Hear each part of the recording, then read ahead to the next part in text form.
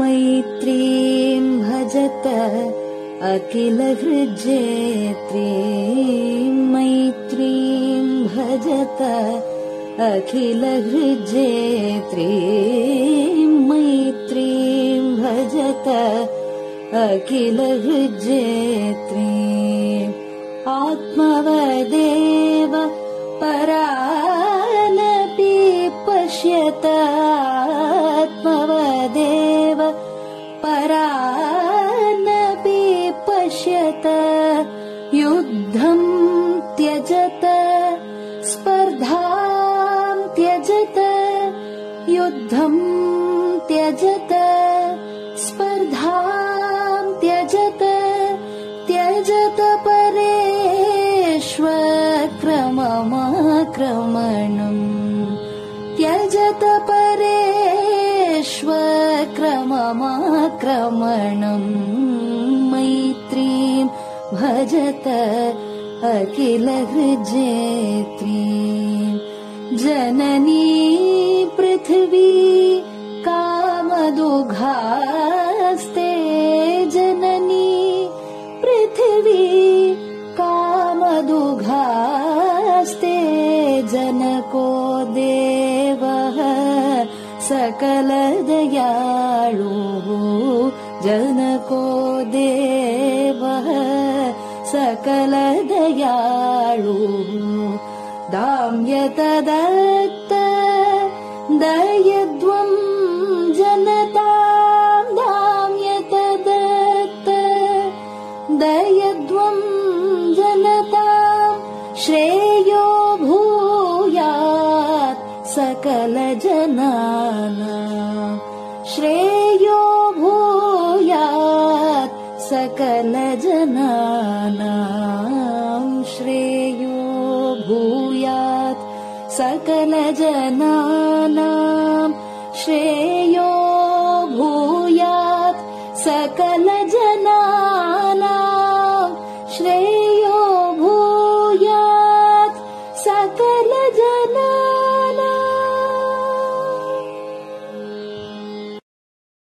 பெரியவா சரணம். மைத்ரீம் பஜத பாடியவர் குமாரி சிவஸ்ரீ ஸ்கந்தபிரசாத். பெரியவா சரணம். வணக்கம். பெரியவா வானொலியின் காலை நிகழ்ச்சிகளுக்கு உங்களை அன்புடன் வரவேற்கிறோம். முதலில் பெரியவா சுப்பிரபாதம்.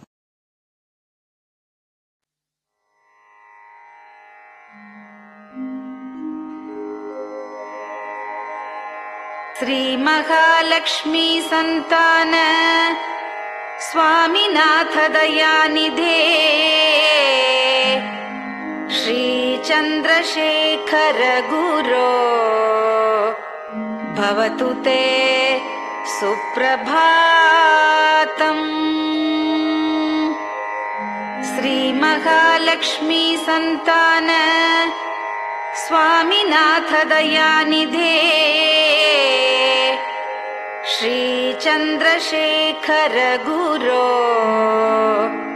भवतु ते सुप्रभातम्. सुब्रह्मण्यार्य कुमार श्रुतिसारस्वरूपिणे भगवच्छंकराचार्य भवतु ते सुप्रभातम्. सुब्रह्मण्यार्य कुमार श्रुतिसारस्वरूपिणे भगवच्छंकराचार्य भवतु ते सुप्रभातम्. उत्तिष्ठ स्वाम्यधिष्ठानात् जगद्गुरु महाप्रभो कामकोटिमटेशाय भवतु ते सुप्रभातम्. उत्तिष्ठ स्वाम्यधिष्ठानात् जगद्गुरु महाप्रभो कामकोटिमटेशाय भवतु ते सुप्रभातम्। निर्गुणाय निर्मलाय मायातीतस्वरूपिणे आत्मविदां वरेण्याय भवतु ते सुप्रभातम्। निर्गुणाय निर्मलाय मायातीतस्वरूपिणे आत्मविदां वरेण्याय भवतु ते सुप्रभातम्। साधुसङ्गसमूहाय सर्वज्ञ सर्वसाक्षिणे सत्यधर्मशरीराय भवतु ते सुप्रभातम्। साधुसङ्गसमूहाय सर्वज्ञ सर्वसाक्षिणे सत्यधर्मशरीराय भवतु ते सुप्रभातम्। वेदशास्त्रसुरक्षार्थम् सन्न्यासतिलकान्विते शीघ्रमागच्छ भगवन् देहि मे दिव्यदर्शनम्। वेदशास्त्रसुरक्षार्थम् सन्न्यासतिलकान्विते शीघ्रमागच्छ भगवन् देहि मे दिव्यदर्शनम्। निराहारविनिद्राय निर्मोहाय निरञ्जन अप्राकृतशरीराय त्रैलोक्यं मङ्गलं कुरु। निराहारविनिद्राय निर्मोहाय निरञ्जन अप्राकृतशरीराय त्रैलोक्यं मङ्गलं कुरु। सम्पूर्णकल्याणगुण सच्चिदानन्दमद्गुरो अत्यद्भुतचरित्राय त्रैलोक्यं मङ्गलं कुरु। सम्पूर्णकल्याणगुण सच्चिदानन्दमद्गुरो अत्यद्भुतचरित्राय त्रैलोक्यं मङ्गलं कुरु। आदिमध्यान्तरहित चराचरमयान्विते अद्भुताय अशोकाय त्रैलोक्यं मङ्गलं कुरु। आदिमध्यान्तरहित चराचरमयान्विते अद्भुताय अशोकाय त्रैलोक्यं मङ्गलं कुरु। यस्य निःश्वसितं वेदाः शरीरं धर्ममेव च तस्य सद्गुरुवर्यस्य कीर्तिः वर्धतु वर्धतु। यस्य निःश्वसितं वेदाः शरीरं धर्ममेव च तस्य सद्गुरुवर्यस्य कीर्तिः वर्धतु वर्धतु।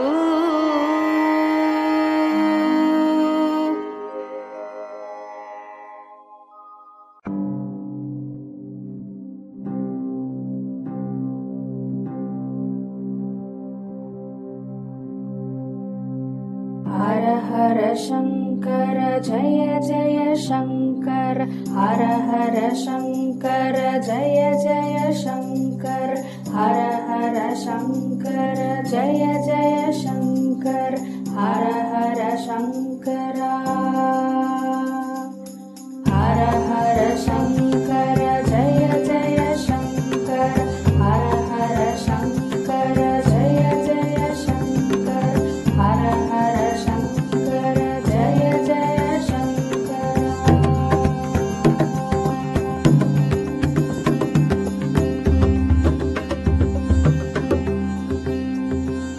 श्रुति स्मृति पुराणानाम् आलयं करुणालयं नमामि भगवत्पादं शङ्करं लोकशङ्करं श्रुति स्मृति पुराणानाम् आलयं करुणालयं नमामि भगवत्पादं शङ्करं लोकशङ्करम् हर हर शङ्कर जय जय शङ्कर हर हर शङ्कर जय जय शङ्कर हर हर शङ्कर जय जय शङ्कर हर हर शङ्कर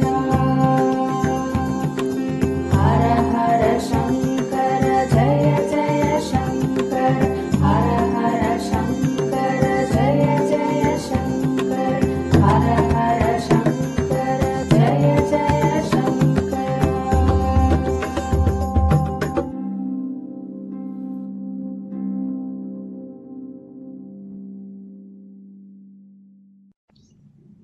பெரியவாச்சரணம்.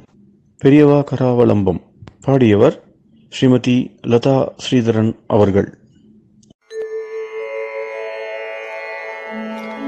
प्रातः स्मरामि भवदीयमुखारविन्दम् मन्दस्मितं च जनितापहरं जनानाम् प्रातः स्मरामि भवदीयमुखारविन्दम् मन्दस्मितं च जनितापहरं जनानाम् सम्पत्करीं च भवतोऽत्र कटाक्षलक्ष्मीं काञ्चीमठेश मम देहि करावलम्बम् सम्पत्करीं च भवतोऽत्र कटाक्षलक्ष्मीं काञ्चीमठेश मम देहि करावलम्बम् काञ्चीमठेश मम देहि करावलम्बम् काञ्चीमठेश मम देहि करावलम्बम् काञ्चीमठेश मम देहि करावलम्बम्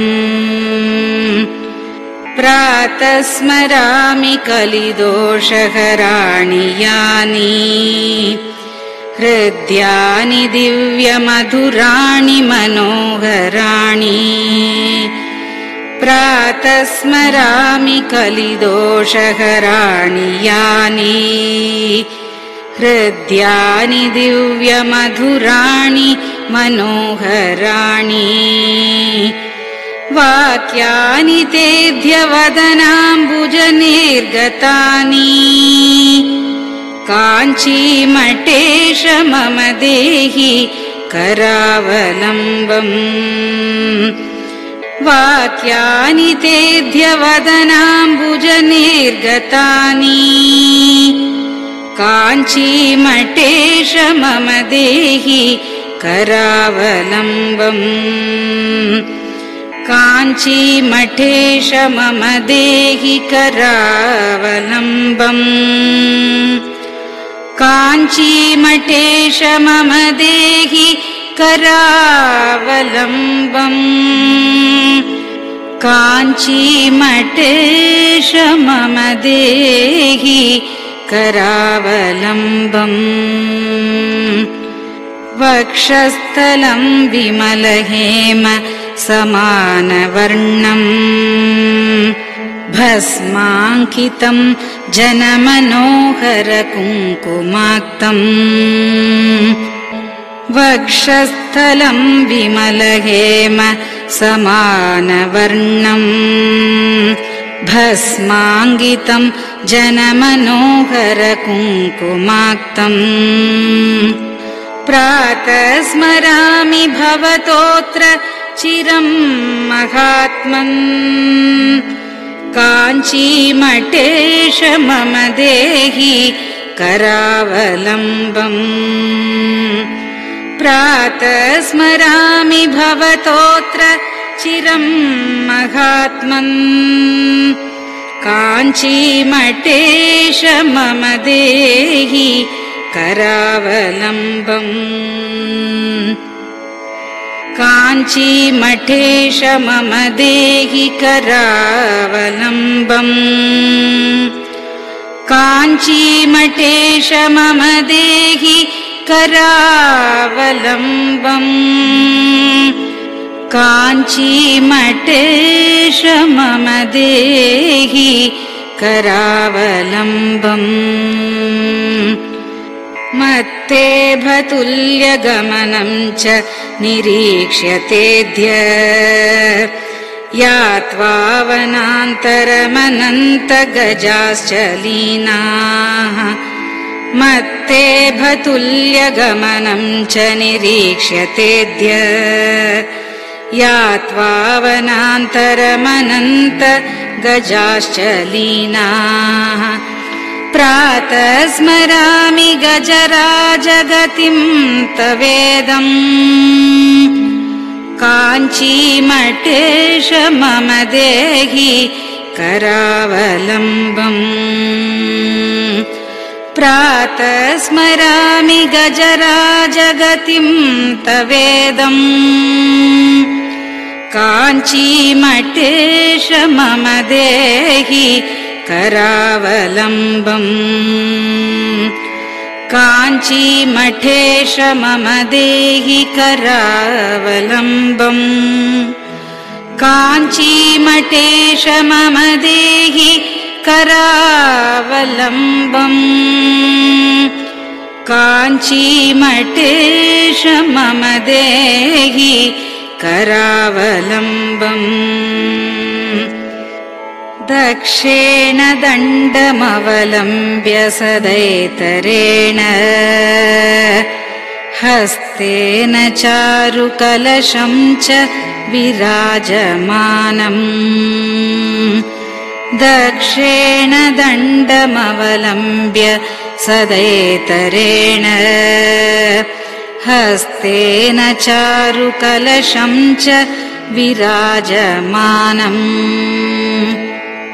रक्ताम्बरं च तव चारु कटिं स्मरामि काञ्चीमठेश मम देहि करावलम्बम् रक्ताम्बरं च तव चारु कटिं स्मरामि काञ्चीमठेश मम देहि करावलम्बम् काञ्चीमठेश मम देहि करावलम्बम्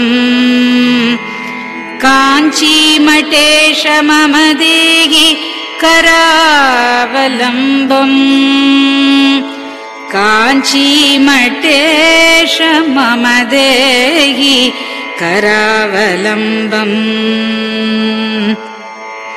विस्मृत्य दोषमखिलं च ममापराधम् त्रातुं च याध्य भगवन् कृतबद्ध दीक्षा विस्मृत्य दोषमखिलं च ममापराधम् त्रातुं च याध्य भगवन् कृतबद्ध दीक्षा प्रातः स्मरामि यति पुङ्गवतेऽनुकम्पाम् काञ्चीमठेश मम देहि करावलम्बम् प्रातः स्मरामि यति पुङ्गव तेऽनुकम्पाम् काञ्चीमठेश मम देहि करावलम्बम् काञ्चीमठेश मम देहि करावलम्बम् काञ्चीमठेश मम देहि करावलम्बम् काञ्चीमठेश मम देहि करावलम्बम् प्रातः स्मरामि भवदीय पदारविन्दम् यस्मात् प्रयान्ति दुरितानि महान्ति तानि प्रातः स्मरामि भवदीय पदारविन्दम् यस्मात् प्रयान्ति दुरितानि महान्ति तानि आयान्ति तानि मुहुरुद्य सुमङ्गलानि काञ्चीमठेश मम देहि करावलम्बम् आयान्ति तानि मुहुरुद्य सुमङ्गलानि काञ्चीमठेश मम देहि करावलम्बम् काञ्चीमठेश मम देहि करावलम्बम् काञ्चीमठेश मम देहि करावलम्बम् काञ्चीमठेश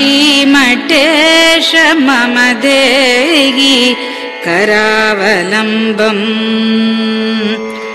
स्नानाश्च पानाश्च निषेवणाश्च ध्यानाश्च पापानि लयं प्रयान्ति स्नानाश्च पानाश्च निषेवणाश्च ध्यानाश्च पापानि लयं प्रयान्ति हे तीर्थपादानुसवं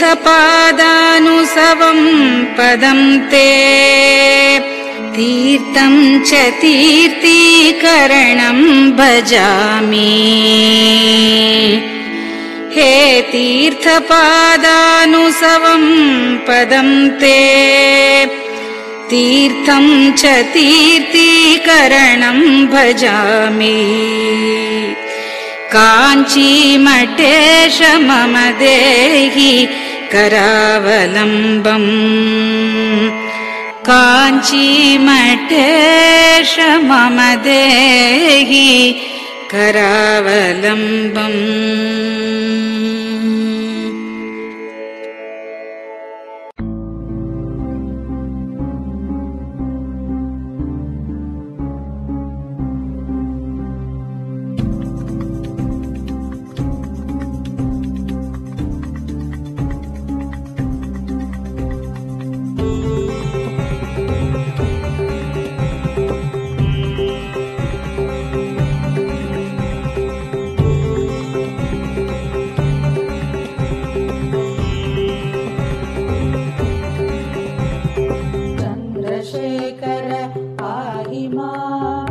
चन्द्रशेखर रक्ष मां चन्द्रशेखर पाहि मां जय चन्द्रशेखर रक्ष मां हर हर शम्भो शिव शिव शम्भो हर हर शम्भो शिव शिव शम्भो हर हर शम्भो शिव शिव शम्भो हर हर शम्भो शिव शिव शम्भो चन्द्रशेखर पाहि मां चन्द्रशेखर रक्ष मां चन्द्रशेखर पाहि मां जय चन्द्रशेखर रक्ष मां हर हर शम्भो शिव शिव शम्भो हर हर शम्भो शिव शिव शम्भो हर हर शम्भो शम्भो हर हर शम्भो शिव शिव शम्भो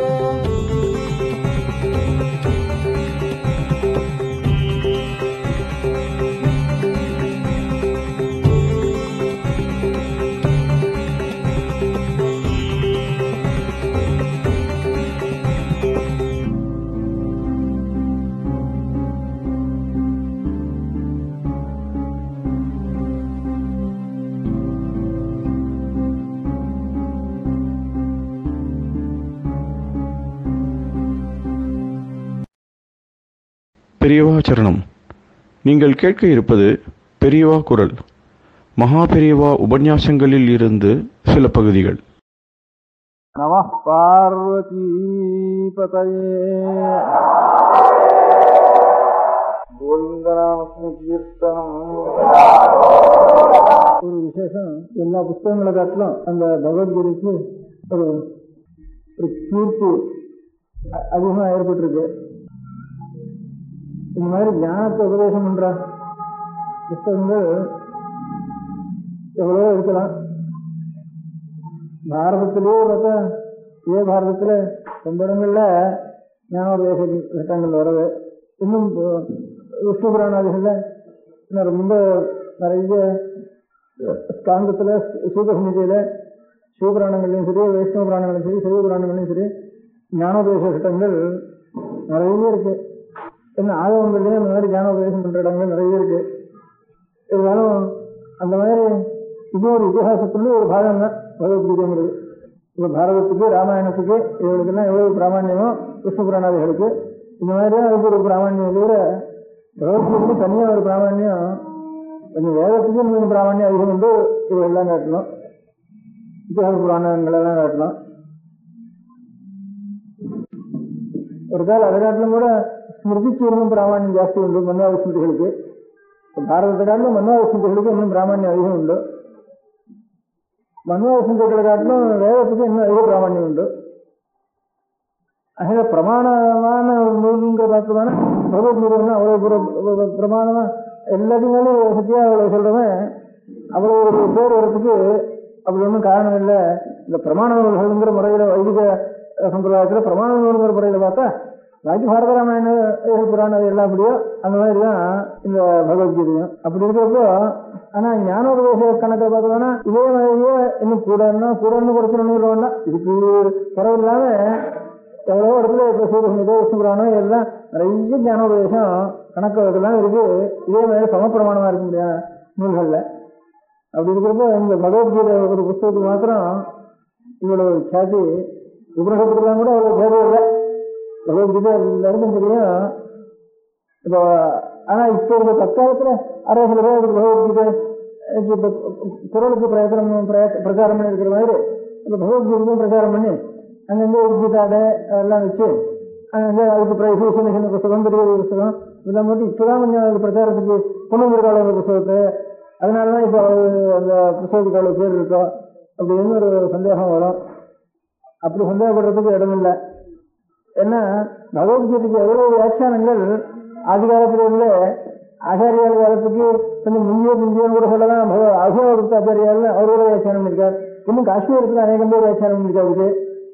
ஆசிரியர் ஹிமாச்சலம் நிறைய அதுக்கு எவ்வளவு வியாக்கியானங்கள் ஒவ்வொரு சம்பிரதாயத்தாலும் தனித்தனியா ஒவ்வொரு வியாக்கியானம், 2 வியாக்கியானம், 3 வியாக்கியானம் அவ்வளவு பண்ணிட்டுதா பெரிய புத்தகம் பகவத்கீதைக்கு இருக்கிற வியாக்கியானங்கள் எல்லாம் எடுத்து நிறைய வியாக்கியானம். அதனால இந்த காலத்துல புதுசா அதுக்கு பேர் எடுத்துன்னு சொல்றதுக்கு இல்லை. பகவத்கீதைக்கு ரொம்ப நாளாவே வளர்ந்து இப்ப நம்ம தேசத்துல மாத்திரம் இல்லை, இன்னும் பகவத்கீதையினுடைய காப்பி இப்ப ஜாவாவில் ஒரு 700 வருஷமா நமக்கும் ஜாவாவுக்கும் அந்த ஊர்ல சாஸ்திரம் இருக்கு, புத்தகம் இருக்கு, நமக்கு தெரியாது. நம்ம ஊர் சாஸ்திரம் இருக்கு, இப்படி இருக்குன்னு அவளுக்கு தெரியாது. அவருக்கு நல்ல நம்முடைய கிரந்தங்கள்லாம் சாஸ்திர கிரந்தங்களும் புராண கிரந்தங்களும் அதுகளும் நம்ம தேசத்துல எவ்வளவு கொண்டாடுறோம், இதெல்லாம் ஜாஸ்தி கொண்டாடுறோம். திருக்குறளா போறதுக்கு அப்புறம் கூட இன்னும் கொண்டாடிட்டு இருக்கா. திருக்குறளா போய் ஒரு 400 வருஷத்துக்கு அப்புறம் கூட இன்னும் அந்த ராமாயண மகாபாரத ஒரு கல்யாணமோ, ஒரு காட்சியோ, ஒரு பட்டாபிஷேகமோ, ஒரு ராஜ்யத்தின் ஒரு விசேஷமோ எதா இருந்தாலும் உடனே நேலாட்டத்தை கொண்டு வந்து ராமாயணத்தை கூட மகாபாரதத்தை கூட கர்ணன், அர்ஜுனன், ஹனுமான், ஆஞ்சநேயர், சீதை, அசோகவனம் இதுதான் அந்த திருக்கால் வீட்டில் திருக்கால் பொழுதுகாரங்கள் எல்லாம் இதுதான் கொண்டாடிட்டு இருக்கா. நம்ம தேசத்தில் கொண்டாடுறதுக்காக இன்னும் ஜாஸ்தி கொண்டாடிட்டு இருக்கா. அங்கேயும் பகவத்கீதை இருக்கு. அதனால அத்தனை நாளைக்கு வந்து அங்கே இருக்குன்னு தெரியுது. அவ்வளவு சதியா இருக்கு பகவத்கீதைன்னு ஒரு புத்தகம். இதுக்கு என்ன காரணம்? இதெல்லாம் பிரமாணமானதுக்கெல்லாம் அவ்வளவு பேர் இல்லை. இந்த பகவத்கீதைக்கு நிறைய பேர் வந்திருக்கு. இது என்ன காரணம் இருக்கும் அப்படின்னு நானாவது யோசிக்கிறேன். அதுக்கு காரணம் இதை நானாவது யூகம் பண்ணினேன். அதுக்கு ஒரு காரணம், அந்த பகவத்கீதைக்கு இந்த காரணத்தினாலதான் அந்த பேர் வந்திருக்கும் போல் இருக்கு அப்படின்னு. இப்போ ஞானோபதேசங்கள்லாம் பண்ணிட்டு இருந்தா ஞானோபதேசம் பண்றதுக்கு இடம் என்னவா இருக்கணும்னா சப்தமே இருக்கக்கூடாது, நிசப்தமா இருக்கணும். நல்ல அழகான மரங்கள், செடிகள், நல்ல நதி தீரங்கள், இந்த தீர்த்தங்கள், ஒரு சாந்தமான இடங்கள், அந்த மாதிரி இவளுக்கும் ஒரு மனசுல ஒரு கவலையில இல்லாமல் இருக்க முடியாத சமயத்துல, குருவுக்கும் சாந்தி நல்ல சாந்தமா இருக்கிற சமயத்துல, சிஷ்யனும் ரொம்ப சௌகரியமா இருக்கிற சமயத்துல, இடங்களும் நல்ல சௌகரியமா ஜலராமணியகம், ஸ்தலராமணியகம், இப்படி ஒரு நிழல் சாந்தம், ஒரு சாந்தியை வளர்க்கக்கூடிய இடத்துல தான் அநேகமா ஒரு ஆசிரமங்கள் ஏற்பட்டு, அந்த ஆசிரமங்களில் மகர்ஷிகள் அந்த சிஷ்யாளுக்கு அப்படி முன்னோர்கள்லாம் வந்து உபதேசம் பண்ணுவா. அப்படி ஏற்பட்ட புத்தகங்கள் தான் பாக்கி எல்லா புத்தகங்களும், பாக்கி ஞானோபதேசம் பண்ற புத்தகங்கள்லாம் அந்த மாதிரி ஒரு சாந்தி பிரதானமா இருக்க முடியாது. இப்போ நம்ம ஆச்சாரிய பாஷ்யத்துக்கு சொல்றாங்க, 4 சிஷ்யாவை போட்டு படம் இருக்கு, அந்த இடத்த பார்த்தாலே அழகா இருக்கு. இன்னும் பின்னால மலை, இன்னொரு தாமரப்பழம், இன்னொன்று ஒரு சின்ன ஒரு குட்டீரம், அதுக்கு ஒரு இது பார்த்தா இன்னொரு 5 மாதம் இப்படி இருக்கணும்னு ஒரு மனோபாவம் பண்ணி இப்படி இருந்தா தான் ஒரு சாந்தமும் இருக்கணும்னு ஒரு நினைச்சிருந்து அப்படி இருக்கான். மனோபாவம் எல்லாருமே எந்த ரிஷிகள் உபதேசம் பண்ணினாலும் சரி, எந்த சிஷ்யாவில் கேட்டாலும் சரி, அந்த மாதிரி நல்ல அதே இடத்துலையும் ஒரு குளத்து நிறையிலையும் அப்படி இருந்து சாந்தமா இடங்கள்ல உபதேசம் பண்ணுவேன். பாக்கி எல்லா புத்தகமும் அந்த மாதிரி இடத்துல ஏற்பட்டுதான். இந்த பகவத்கீதைக்கு மாத்திரம் விசேஷம், அடுத்த க்ஷணம் நம்ம தலையிருக்கோ, மூக்கு இருக்கோ, காது இருக்கோ, வெயில் இருக்கோ, சந்தேகமா இருக்க முடியாத சமயத்துல ஞானோபதேசம் ஒரு மழை பெஞ்சா இருந்து விடுவோம் எல்லாரும். ஆனா 2 கல்லு விழுந்தானே அதுக்கு மேலே இருந்து விடுவோம். அவன் என்னன்னா கல்லு மாத்திரம் இல்லை, தன்னுடைய உயிர் எது வேணாலும் சரி பேசிட்டே இருக்கப்போ தலையிற்கு போடுறோம், காலுக்கு போடுறோம் அப்படின்னு சந்தேகம். அப்படி இருந்தாலும் அதெல்லாம் தூரத்தில் இருக்கட்டும் அப்படின்னுட்டு உயிர் எப்படி போனாலும் சரி, உயிரோ சரீரமோ எல்லாத்தையும் காட்டிலும் நமக்கு ஞானத்தை நாம் தர வேண்டியதான் முக்கியம். இன்னும் அடுத்த க்ஷணம் உயிர் போறதா இருந்தாலும் சரி, அதுக்குள்ள 2 க்ஷணம் இருந்தாலும் அடுத்த க்ஷணத்துக்குள்ள என்ன காரியம்னா ஞானத்தை நான் அடைய வேண்டியதான் முக்கியம் அப்படின்னு நினைச்சுட்டு அப்போ ஏற்பட்ட ஒரு ரணகளத்துல, ரணகளம்னு ரணம்னா யுத்தத்துக்கு, யுத்த களம்னு சொல்றதுக்கு ரணகளம். அந்த மாதிரி ரணகளத்துல கிருஷ்ணனா இருக்க போறாரோ, அர்ஜுனன் தான் இருக்க போறாரோ, எவன் இருக்க போறாலும் தேர்தா இருக்க போறதோ அப்படின்னு அந்த மாதிரி சந்தேகத்துல அப்ப இதெல்லாம் உயிரெல்லாம் காட்டிலும் ஞானம் தான் நமக்கு பெருசு, எது போனாலும் போட்டோம் அப்படின்னுட்டு. அதுக்கு 2 க்ஷணம் இருந்தாங்க, 2 க்ஷணத்துக்குள்ள நம்ம வந்து எத்தனை ஞானம் சம்பாதிக்க முடியும் அவ்வளவு ஞானத்துக்குள்ள சம்பாதிச்சிருவோம். கை விட்டு நம்ம சந்தேகம் நிறுத்தி பண்ணிட்டு அப்படின்னுட்டு எனக்கு தத்துவம் தான் தெரியணும். சாசிமாம் துவாம் பிரபன்னம் எஸ்யாத் நிச்சிதம் பூஹிதமே சிஷ்யத்தேகம் சாசிமாம் சுவாபனம்னுட்டு அந்த க்ஷணத்துல ஒரு சிஷ்யனா இருந்து ஒரு குருவை இது பண்றதுங்கிறது பெரிய துக்கமோ நிறைய ஒரு பயமோ இருந்து கூட சரீரமே போக போறதுன்னு மரணம் நிச்சயமா எதிர்க்க நின்று இருக்கு அப்படிங்கிற சமயத்துல கூட எல்லாத்தையும் எது வந்தாலும் வரட்டும், அதை காட்டிலும் நாம் உண்மை அறிய வேண்டியதுதான் நம்முடைய காரியம்னு நினைச்சு ஏற்பட்ட இடத்துல ஒரு உற்பத்தியானத்தினால அந்த பகவத்கீதை, அந்த பகவத்கீதை எல்லா விஷயத்தை காட்டிலும் அதுக்கு ஒரு கீர்த்தியும் ஒரு விசேஷம். அந்த மாதிரி வைராக்கியங்கிறது உண்மையான வைராக்கியம்னா ராகம்னா ஆசை இல்லாதுன்னு அர்த்தம். உயிரிலேயே ஆசை இல்லை, உடல்லாம் ஆசை இல்லை, உண்மையான உடலாம் ஆசை. அப்படிங்கிறதுனால ஏற்பட்ட ஒரு நிரூபணத்தோட ஏற்பட்ட ஒரு புத்தகம் பகவத்கீதை. அதனாலதான் இதுக்கு இவ்வளவு பேர் வந்துருக்குன்னு நானா ஒரு ஊகம் பண்ணிட்டேன். அந்த பகவத்கீதைக்கு கம்மி தான் தீபாவளின்னு நினைச்சேன். பகவத்கீதைக்கு தீபாவளிக்கும் சம்பந்தம் இல்லையே, அது ஞானம் இதுன்னுட்டு நாளைக்கு வரப்போது தீபாவளி, இந்த தீபாவளியும் பகவத்கீதைக்கு தம்பின்னுட்டு நினைச்சிருந்தேன். புஸ்தகத்தில் எப்படி பகவத்கீதை ரொம்ப சாத்தி கிடையாதோ அந்த மாதிரி எல்லாரும் பண்றது தீபாவளி தெரியாத இந்தியாவில் ஒருத்தன் இருக்க மாட்டான் உலகத்துல. ஒரு வண்டியை ஒருத்தனுக்கு தெரியும், ஒரு வண்டிக்கு தெரியாது, வடக்கு தெரியாது, கிழக்கு தெரியும், கிழக்கு தெரியாது, ஒரு ஜாதிக்கு தெரியும், இந்த ஜாதிக்கு தெரியாது, அப்படியே அநேக வண்டிகள் இருந்துருக்கும். இந்த தீபாவளி பண்டிகை மாத்திரம் ஹிமத் பருவத்தினுடைய வண்டிகள் இருந்தாலும் சரி, என்னென்ன மலையாளத்தில் இருந்தாலும் சரி, கன்னியாகுமரியில் இருந்தாலும் சரி, இந்த தீபாவளி மாத்திரம் தெரியாதவன் உலகத்திலே கிடையாது. இப்போ ஓணம்னு மலையாளத்தில் பண்ணா நமக்கு ஓணம்னா என்னடான்னா நமக்கு தெரியவே தெரியாது. இங்கே இருந்து ஓணம்னா அதுக்கு அர்த்தமே தெரியாது, ஓணத்துக்காலும் தெரிய கிடையாதுன்னுட்டு விஷுக்கணின்னு ஒன்று வச்சுருக்கா மலையாளத்தில், நமக்கு அதுன்னுட்டு நமக்கு அதெல்லாம் தெரியவே தெரியாது. ஹோலின்னு அங்கே வடக்கு என்னவோ சொல்கிறா, எல்லாரும் எடுத்து என்னவோ சாய தண்ணி எடுத்து ஒருத்தர் அடிச்சுக்கிறது, போட்டு எடுக்கிறது, தடுறது, கும்பாலம் போடுறது, அது பண்ணிட்டு இருக்கா. நம்ம ஊர்ல என்னென்ன என்னைக்கு எந்த மாதிரி எதுக்காக பண்றது ஒண்ணுமே தெரியாது நம்ம ஊர்ல. இப்படி ஒவ்வொரு ஊர்ல ஒவ்வொன்றும் முக்கியமா இருக்கு. அதே மாதிரி சில ஜாதிகள்ல சில பண்றா, இன்னும் சில ஜாதிகளுக்கு ஒரு ஊர்ல இருக்கிற வேலையே சில ஜாதிகளுக்கு ஒரு பண்டிகை உண்டு, இன்னும் சில ஜாதிகளுக்கு அந்த பண்டிகை தெரியாது. அப்படியான பண்டிகைலாம் இருக்கு. இந்த தீபாவளி ஒண்ணுதான் நம்மளோட எந்த இப்போ நம்ம நாட்டுல புதுசா வந்த மதங்களை தவிர பாக்கி நம்ம நாட்டில் இருக்க முடியாத ஒரு 1000 வருஷத்துக்கு முந்தி நம்ம நாட்டில் இருக்கிற அத்தனை பேரும் சரி, ஜெயினோ பௌத்தனோ எவனா இருந்தாலும் சரி, நம்ம நாட்டில் பிறந்தோம் அத்தனை பேருக்கும் புதுசா இந்திர தேசத்திலேருந்து தூக்கிட்டு வந்த மதங்களை தவிர பாக்கி நம்ம நாட்டில் இருந்தவர்களுக்கு முழுக்க தீபாவளி மாதம் தெரியாதா கிடையாது. அது கொஞ்சம் கொஞ்சம் ஒன்றா தீபாவளிக்கு இங்கே வடக்கு வைக்க வழக்கம் இல்லை. மடத்துல நான் வடக்க பார்த்துட்டு இங்கே தீபாவளின்னு பேர் இருக்குன்னு 20 வருஷம் 20 வருஷமா வழக்கு வை அப்படின்னு சொல்லி வச்சிருக்கேன். இங்க பட்டாசு வெடிக்கிறதுனா இங்க பட்டாசு வெடிக்கிறது ஏதோ இப்ப கார்த்திகை வந்துட்டுதான் அவளுக்கு கார்த்திகை வரலையே. இது கார்த்திகை கிருஷ்ணம் இது காசியில எல்லாம் பூர்ணிமாந்த மாசம் இல்லையா. இப்ப கார்த்திகை கிருஷ்ணன் தான் அகில. இந்த கார்த்திகை தீபாவளி அன்னைக்கு கங்கையில கணக்கு வழக்கு இல்லாம அகலை ஏற்றி ஏற்றி ஏற்றி ஜொன்னைகளை ஏற்றி நீங்களும் விட்டுட்டு இருப்பா. இன்னைக்கு கங்கை கரை முழுக்க தீபம் வைக்கிறதோட கூட கங்கையிலையும் கணக்கு வழக்கு இல்லாம போயிட்டு இருக்கோம். இப்ப கார்த்திகை தான் வேறு வாழ்க்கை. கார்த்திகை ஸ்நானம் வந்துட்டு இருக்கோம். இந்த போன பூர்ணிமையிலேருந்து கார்த்திகை வந்துட்டு. பூர்ணவாசின்னு சொல்றோம் இல்லையா. அது பூர்ணவாசிங்கிற வார்த்தைக்கே பூர்ணகா மாசகா அஸ்தியாமிச்சு, மாசம் பூர்ணமாறதுன்னு அர்த்தம். அதனால பூர்ணமியிலேருந்து தான் பூர்ணிமை வரைக்கும் ஒரு மாசம். நமக்கெல்லாம் அமாவாசையிலேருந்து அமாவாசை மாசம் இந்த சாந்திர மாசம் வச்சுட்டு இருக்கோம். அவளுக்கு பூர்ணிமையிலேருந்து பூர்ணிமை மாதம் அவாசாந்திரமானம் வச்சுருக்கா வடக்க. எப்படி இருந்தாலும் இந்த தீபாவளி இன்னைக்கு தான். இந்த தீபாவளிங்கிறது இதுவும் பகவத்கீதைக்கு தம்பின்னு வச்சுருக்கேன். இவ்வளவு பேர் இருக்கிறதுனால பாக்கி இதை காட்டிலும் எவ்வளவோ வசந்த சௌதமான கர்மாக்கள்லாம் இருக்கு, பாக்கி இருக்க முடியாத அனுஷ்டானங்கள்லாம் இருக்கு.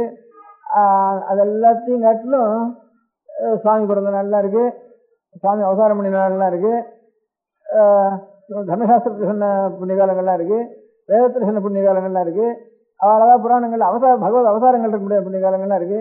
அது எல்லாத்தையும் காட்டிலும் இந்த இது மாத்திரம் ரொம்ப பெருசா எல்லாருக்கும் தெரிஞ்சது இந்த தீபாவளிங்கிறது ஒன்று. இந்த தீபாவளிக்கு இவ்வளவு பேர் இருந்ததுனால அப்படின்னுட்டு அதுவும் முடியாதுன்னு ஒன்று இந்த பகவத்கீதை மாதிரி தான் அதுக்கும் தீர்மானம் பண்ணினேன். அவனும் தான் பிராக் ஜோதிஷபுரம்னுட்டு அஸ்ஸாம் கிட்ட ஒரு ஊர் இருந்துதான். அந்த ஊர்ல இதுதான் பௌமன்னு அவனுதான் நரகாசுரம்னு பேர். அவனுக்கு அந்த ஊர்ல ரொம்ப வியாபகமா இருந்தான். அவன் ரொம்ப அநேக சிரமங்கள் பிடிச்சிட்டு இருந்தான். எல்லாரையும் சக்தி வந்துட்டு தபஸ் பண்ணினா வரம் கிடைச்சி வச்சு அது தாமசமான வரமா வாங்கிட்டு எல்லாரையும் ஹிம்சை பண்றதுக்கு லோகத்தில் இருக்கிற ராஜ்யத்தில் இருக்க முடியாத அத்தனை பேரையும் உண்டு. அநேக ஸ்திரீகளுக்கு ஹிம்சையும், அநேக குழந்தைகளுக்கு ஹிம்சை, பெரியவாளுக்கு ஹிம்சை, தபஸ் பண்றவாளுக்கு ஹிம்சை, இப்படிலாம் பண்ணிட்டு எல்லாத்தையும் ஊர்ல கொண்டு வச்சுட்டு இவ்வளவு கஷ்டங்கள்லாம் படிச்சுட்டு இருந்தான். லோக கண்டகனா இருந்தான். அது தெரிஞ்ச பகவான் அவனை போய் அவன் ரொம்ப அத்தனை கோட்டை அந்த கோட்டை எந்த கோட்டைன்னு ஒவ்வொரு அக்னி கோட்டை, நெருப்பு கோட்டை, ஜலக்கோட்டை, எப்படி ஒவ்வொரு பூதங்கள்லாலையும் ஒவ்வொரு கோட்டைகளை கட்டிட்டு அங்கிட்ட வராமல் இருக்க முடியா. கிருஷ்ண பகவானுக்கு கூட அங்கிட்ட போய் அவனால முடிய முடியாதுன்னு சந்தேகப்பட முடியாத ஒரு அவ்வளவு பந்தோபஸ்துல இருந்தான் அவ்வளவு சக்தியோட. அப்புறம் சுவாமி போய் என்ன நோய் யுக்தி பண்ணி அவதாரம் பண்ணினாள். அதுக்கு தகுந்த யுக்திகளை தான் பண்ணி அங்கே போய் அவனை சம்ஹாரம் பண்ணினான். அவன் சம்ஹாரம் பண்றப்போ அவனுடைய தாயார் பூமிதேவின்னு சொல்றது, பூமிதேவியுடைய அவதாரம் பூமிதேவின்னு சொல்றது.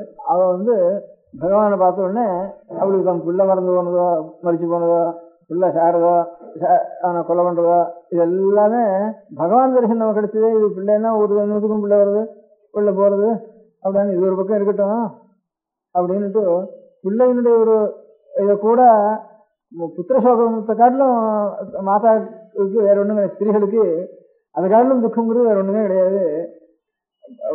பர்த்தா போறான்னா தனக்கு ஒரு இது வரைக்கும் இருக்க சௌகரியங்கள் குறைஞ்சுங்கிற ஒரு லௌகிக துக்கமும் அதில் சேர்ந்துருக்கு.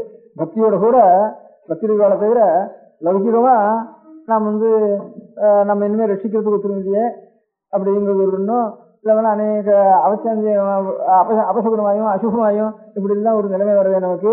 அப்படிங்கிற ஒரு துக்கத்தோட தனக்கு ஒரு சௌகரிய குறைவு ஏற்படுறதுங்கிறதும் சேர்ந்து இருக்கு அந்த துக்கத்துல பக்தியோட கூட.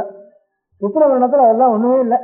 சின்ன குழந்தை போனா கூட அது தாங்க முடியாத புத்திர சோகம். அதுலயும் எத்தனை எத்தனை கொஞ்சம் கூட வயசாகிறதோ அத்தனைக்கு புத்திர சோகம் தாங்காது. இப்படி லோகத்துல முழுக்க பெரிய சக்கரவர்த்தி மாதிரி இருந்து எல்லாம் கிடுகிடுன்னு உலகமே எடுக்க முடியாதான் ஒரு ராஜ்யபாரம் பண்ணிட்டு இருந்த ஒரு பையன், ஒரு புத்திரன் அவனுக்கு போனாங்கிறது கூட நினைச்சானே. பகவானுடைய கையால அவனுக்கு பெரிய அவனுக்கு மோட்சம் ஏற்பட்டுதுன்னு, பகவானுடைய கையால மோட்சம் ஏற்பட்டும் அவனுக்கு சரி. நமக்கு பகவானுடைய எந்த புண்ணியம் பண்ணுமோ, பாவம் பண்ணதுனால பகவான் தாரோ புண்ணியம் பண்ணதுனால பகவான் தாரோ தெரியல. பாவம் பண்றதுனால பெரிய தப்பு பண்றதுனால பகவான் வரார். அது ரொம்ப புண்ணியம் பண்ணினால்தான் பகவான் வருவார். ரொம்ப பாவம் பண்ணினாலும் பகவான் வருவது இருக்கு. அதனால அப்பேற்பட்டது நான் பண்ணினது புண்ணியமோ பாவமோ அதுவே தெரியலையே நமக்குன்னு அவன் நினைச்சுட்டு உடனே ஒரு பிரார்த்தனை பண்ணிட்டா, இது இருக்கட்டும், என் பிள்ளை போனது, என் பிள்ளை போனதுனால வந்து ஒருத்தருக்கும் துக்கம் இருக்கக்கூடாது லோகத்துல. இவ்வளவு பெரிய சக்கரத்தி போனானா, இன்னைக்கு மாத்திரம் இல்லை, என் பிள்ளை போனனால உங்க பகவானால அவனுடைய கை கிடைச்சது, அதை காட்டிலும் உத்தமமான மங்களம் கிடையாது, அப்பேரோட மோட்சம் கிடைச்சது. அந்த நாளை வந்து எல்லாருக்கும் உலகத்துல ஞாபகம் இருக்கிறதுக்கு அந்த நாள்ல இங்க யாரு வந்து அன்னைக்கு எண்ணெய் சேர்த்துக்கிறாளோ, எண்ணெய் இங்கேருந்து சேர்த்து விளாடான்னு சுத்துவோம். இன்னைக்கு எம்புள்ள போன இன்னைக்கு எல்லாரும் எண்ணெய் சேர்த்துக்கணும், எல்லாரும் ஒரு முழுக்க வளர்த்து வைக்கணும், தீபாவளி வைக்கணும், எல்லாரும் புது வஸ்திரம் கட்டிக்கணும், எல்லாரும் விசேஷமா விருந்து கொண்டாடணும் அப்படின்னுட்டு இப்படி ஒரு பிரார்த்தனை அவ பண்றதுக்கு ஆரம்பிச்சா. அப்படின்னு ஒரு வருஷம் இருக்கு. நரகாசுரனே கேட்டுட்டான். நான் சித்து போற காலத்துல அவனே வந்து என்னுடைய உங்க கையால கிடைச்சது எனக்கு, அதனால இந்த தினம் லோகத்துல ஆறாறு வந்து எண்ணெய் சேர்த்துக்கிறாளோ, ஆறாறு வந்து ஒரு எண்ணெயிலையானு ஸ்நானம் பண்றாளோ, அவளுக்கெல்லாம் இந்த கங்கை இல்லாத இடத்துல கூட எந்த ஊர்ல எந்த ஜலம் இருந்தாலும் அவளுக்கு கங்கையாகணும். அன்னைக்கு கங்கையினுடைய பவித்திரத்தை எவ்வளவோ புண்ணியம் எவ்வளவோ அவளுக்கு புண்ணியம் அவளுக்கு கிடைக்கணும். ஆறாறு என்னுடைய தினத்துல சந்தோஷம் கொண்டாடுறாளோ அவளுக்கு சந்தோஷம் மாத்திரம் இல்லை, இப்போ சந்தோஷம்னா வெறும் கொண்டாட்டத்தில் சேர்ந்தது இல்லை, அவளுக்கெல்லாம் அவளுக்கு புண்ணியம் கிடைக்கணும். அதே மாதிரி ஆறாறு என்ன சேர்த்துக்கிறாளோ அவளுக்கெல்லாம் மகாலட்சுமியினுடைய அபிவிருத்தி வேணும். இந்த தீர்த்தத்துல தைலே லட்சுமீர் ஜலே கங்கா தீபாவளியாம் சதுர்தசின்னுட்டு ஒரு இந்த துலாகாவேரி மகத்துவத்துல இந்த தீபா 30 நாளும் 30 அத்தியாயம் இருக்கு. இந்த ஒவ்வொரு நாளும் ஒவ்வொரு மாசத்துக்கும் புராணங்கள் இருக்கு, மகாத்மியங்கள் இருக்கு. சைத்திர மகாத்மியம், வைசாக மகாத்மியம், கார்த்திகை மகாத்மியம், இந்த மாதிரி ஒவ்வொரு இதுலையும் துலா மாசத்துக்கும் மகாத்மியம் இருக்கு. துலா மாசத்து மகாத்மியங்களுக்கு காவேரியினுடைய துலா மாசத்துல காவேரி ஸ்நானம் பிரதானமானதுனால காவேரி மகிமை சொல்லுவது. அதுல ஒவ்வொரு தேதிக்கும் 30 அத்தியாயத்திலும் 30 நாள் படிக்க முடியாது, 30 அத்தியாயம் இருக்கு. அந்த 30 அத்தியாயத்திலும் ஒவ்வொரு அத்தியாயத்திலும் ஒண்ணு வருது. அதுல இந்த அமாவாசை அன்னைக்கு தீபாவளி அமாவாசையும் அநேகமா துலா மாசத்துல சேர்றதுனால இந்த தீபாவளி அமாவாசையுடைய மகிமை வருது. அப்போ இந்த மாதிரி பிராக்திகத்துல இது பாகவத்திலையும் இருக்கு, அவனை நரகாசுரன் சம்ஹாரம் பண்ணங்கிறது எல்லா புராணங்களையும் இருக்கு. அதுல இந்த துலா புராணத்துல வந்து அதை சேர்க்கிற காலத்துல இந்த மாதிரி தைலே லட்சுமி ஜலே கங்கான்னுட்டு எந்த ஜலத்துல இருந்தாலும் அங்க கங்கையினுடைய சாநித்தியம் இருக்குன்னுட்டு, அதுல கங்கையே வந்து துலா மாசத்துல வந்து கங்கையினுடைய மகிமையும் சேர்ந்து காவேரியில் வருதுங்கிறதுனால எல்லாரும் ஸ்நானம் பண்றதுனால இந்த தீபாவளியில எண்ணெய் சேர்த்து உடனே காவேரி ஸ்நானம் பண்ணணும் அப்படின்னா துலா காவேரி சொல்றதுக்காக இது கொண்டு போய் இந்த சரித்திரங்களை சொல்லி இந்த ஸ்லோகம் இருக்கு. எண்ணெயில முழுக்க மகாலட்சுமி இருக்கா. அதனால எண்ணெயில் இருக்க முடியாத மகாலட்சுமி யாரா அன்னைக்கு எண்ணெய் சேர்த்துக்கிறாளோ எல்லா சன்னியாசத்திலையும் சொல்லியிருக்கு. வானப்பிரசனோ சன்னியாசியோ எல்லாத்தையும் விட்டவனோ எல்லாரும் எண்ணெய் சேர்த்துக்கணும்னு சொல்லியிருக்கு. அன்னைக்கு மாத்திரம் ஒவ்வொரு வர்ணத்தையும் சொல்லி ஒரு ஆசிரமத்தையும் சொல்லி எல்லாரும் எந்த விதைக்கு சரியா இருந்தாலும் பாக்கி இருக்க முடியாத வருஷம் எதா இருந்தாலும் அந்த வருஷக்கள்லாம் நிறுத்தி பண்ணிட்டு தீபாவளி அன்னைக்கு எண்ணெய் தேய்ச்சிருந்தாகணும் அப்படின்னு சொல்லியிருக்கு. எண்ணெய் தேய்ச்சிக்கிறதும் இந்த வப்பனம் பண்ணிக்கிறதும் இந்த சங்கவ காலத்துல தான் பண்ணணும்னுட்டு, சங்கவ காலத்துக்கு முந்தி பண்ணக்கூடாது. பிராதர் அபியஸ்த தேகத்து நிஷ்கத்தில் நெய்வ வித்தியதேன்னுட்டு அந்த சங்கவம் சொன்னா 6 காலம்னு பேரு. இந்த 6 காலம்னா 5 காலம் 6 தானே இல்லை 6 நாளில் ஒன்றும் 5 காலம் தான். பிராத காலம், சங்கவ காலம், மாத்தியான்ய காலம், அபராண்ட காலம், சாயங்காலம் 5 காலம் தான். இந்த பகல்ல 6 நாள் ஒவ்வொன்றுக்கு 6 நாள்னா ஒரு நாளைக்கு 24 நிமிஷம். 24 நிமிஷம்னா 2 மணி 24 நிமிஷம் ஆகுது. அது 60 24 84 நிமிஷம் ஆகுது ஒரு காலத்துக்கு. அந்த 2 மணி 24 உதயம் முதல் சரியா 30 நாளின்னு கணக்கு பண்ணினா உதயம் முதல் 2 மணி 8:24 வரைக்கும் பிராதகாலம்னு பேரு. 8:24 10:48 வரைக்கும் சங்கவ காலம்னு பேரு. 10:48 1:12 வரைக்கும் மாத்தியான்ய காலம்னு பேரு. 9:12 3:38 வரைக்கும் அது அபராஹ்ன காலம்னு பேரு. அதுக்கப்புறம் 6 மணி வரைக்கும் சாயங்காலம்னு பேரு. பிராத சங்கவ மாத்தியான அபராஹ்ன சாயங்காலான்னு பேரு. இதுல இன்னென்ன காலத்துல என்னென்ன பண்ணணும்னு சமசாஸ்திரத்துல இருக்கு. அதுல இந்த அபியங்கம்னா என்ன சேர்த்துக்கிறது, க்ஷௌரம், இது ரெண்டும் இந்த ஹோமங்கள் பிராயஷ்சித்தங்கள் இதெல்லாம் சங்கவ காலத்துல பண்ண வேண்டிய காரியம். இந்த காயத்ரி கூட காயத்ரி ஜபம்ங்கிறது 24 அப்புறம் தான் அது பிராயஷ்சித்த அர்த்தம் ஏற்பட்டு காயத்ரி. அந்த காயத்ரி ஜபத்துல வருஷாந்திரத்துல பண்ற காயத்ரி ஜபத்துக்கு அந்த காயத்ரி ஜபம்னு ஒரு நாள் போடுறேன், அன்னைக்கு பண்றது அது பிராயஷ்சித்த ரூபம். அது பிராயஷ்சித்த ரூபம் சங்கவ காலத்துல ஒன்னும் விடியாலம் விடிகாலம் சமஸ்காரம் பண்றதுனால அது தனியா பண்ண வேண்டியது. பிராயஷ்சித்த ரூபமா ஒரு சங்கல்பம் பண்ணிட்டு பாக்கி இதர நாள்ல பிராயஷ்சித்தம் பண்ணாலும் காயத்ரி ஜபத்தினை தவிர பாக்கி நாள்ல ஒரு சில தோஷத்துக்காக பிராயஷ்டத்துக்காக சில காயத்ரி ஜபம் கூட பண்ண சொல்றது. அதெல்லாம் சங்கவ காலத்துல பண்ண வேண்டியது. எண்ணெய் வச்சுக்கிறது பிராத காலத்துல பண்ணவே கூடாது. பிராத காலத்துக்கு முந்தி உஷ காலத்துல ராத்திரில எண்ணெய் சேர்த்துக்கவும் கூடாது அப்படின்னுட்டு அதுக்கு ரொம்ப தோஷம் சொல்லியிருக்கு. இதுக்கு சமானம் அப்படிதான் தேய்ச்சினுட்டா நல்ல விஷயத்துல பாக்கி சுரையரை கல்லு எல்லாம் உடம்புல தேய்ச்சிட்டா எந்த தோஷமோ அந்த தோஷத்துக்கு சமானம்னு அப்படிலாம் சொல்லியிருக்கு. அப்படி இருந்தாலும் இதுக்கு விசேஷ இது இன்னைக்கு அவன் எது உனக்கு நீ கேட்டு அவன் பிரார்த்திக்கின்றதுனால இந்த உஷக்காலத்திலேயே பண்ணிக்கணும். அது நேர் விபரீதமா இப்போ ஒரு பசுவை கூட நம்ம ஒரு பிராணியை கூட கொல்லப்படாது, ஆனா யுத்தத்துல பிராணி ஹிம்சை பண்ணினா தோஷம் இல்லைன்னு சொல்ற மாதிரி நேர் விபரீதம் சொல்ற மாதிரி அதே மாதிரி என்ன சேர்த்துக்கவே கூடாது இந்த 8:30 மணிக்குள்ள. ஆனாலும் இந்த இதன்னைக்கு அன்னைக்கு உஷக்காலத்தில் தேய்ச்சிட்டு ஆகணும், 6 நாளும் தேய்ச்சிட்டு ஆகணும்னுட்டு அவன் பிரார்த்தனை பண்ணியிருந்தான். அந்த அவன் பிரார்த்தனைய சுவாமி யாரான்னு ஒத்தான் அவன் தாயாரா பிள்ளை பெரிய எடுத்துட்டு அப்பாரான்னு ஊரெல்லாம் நல்லா இருக்கணும்னு கேட்பாள். முடியாது அப்பா அவளுடைய வைராக்கியம் எவ்வளவு மனசுல ஒரு இது இருந்து நான் எல்லாரும் சந்தோஷமா இருக்கணும்னு மாத்திரம் இல்லை, எல்லாருக்கும் புண்ணியமும் கிடைக்கணும்ட்டு அது மாத்திரம் இல்லை. அதனால இந்த கங்கையே எல்லா தீர்த்தத்துலையும் வரணும், கங்கா ஸ்நானம் எல்லாரும் பண்ணி கங்கா ஸ்நானத்துக்கு புண்ணியம் உண்டோ அந்த புண்ணியம் வாழ் கிடைக்கணும். அதே மாதிரி லட்சுமி எல்லாருக்கும் ஐஸ்வர்யம் கிடைக்கணும், சேமமும் கிடைக்கணும் அப்படின்னு இப்படி ஒருத்தர் சாகும்புருவாயில ஒருத்தன் கேட்டுக்கோனா, சாகும்புருவாயில அவன் கேட்டுட்டா கூட கேட்டுக்குவான், பிள்ளைகளுக்கு கொடுத்த தாய் கேட்டுக்கொள்ள அவளுடைய வயரடிய காலத்துல இப்படி தன்னுடைய வயரடிய காலத்துல இவருடைய துக்க மத்தியில ஒரு பெரிய உற்சவத்துக்கு பிரார்த்தனை பண்ணிட்டு அதுக்கு பகவான் அனுகிரகம் பண்ணி அப்படி இருக்க முடியாத ஒரு உற்சவம் அது ஒரு உற்சவம் இருக்காது, திரும்ப பிரார்த்திச்சுட்டு இருக்க மாட்டா. அதனால இதை காட்டிலும் ஒரு வைராக்கியமும் உண்மையா லோகம் முழுக்க க்ஷேமமா இருக்கணுங்கிற ஒரு எண்ணத்தோடு ஏற்பட்ட ஒரு உற்சவம். அதுல இருந்து நம்முடைய ஒரு துக்கங்கள்லாம் பெருசில்லை, ஊரெல்லாம் நல்லா இருந்தா போதும். நமக்கு பரம துக்கம் இருக்கிற காலத்துல பாக்கியத்துல ஒண்ணு சாமானிய சமயத்துல பரம துக்கத்தை அனுபவிச்சு இருக்கிற க்ஷணத்துல இந்த துக்கங்கள்லாம் லட்சியம் இல்லை.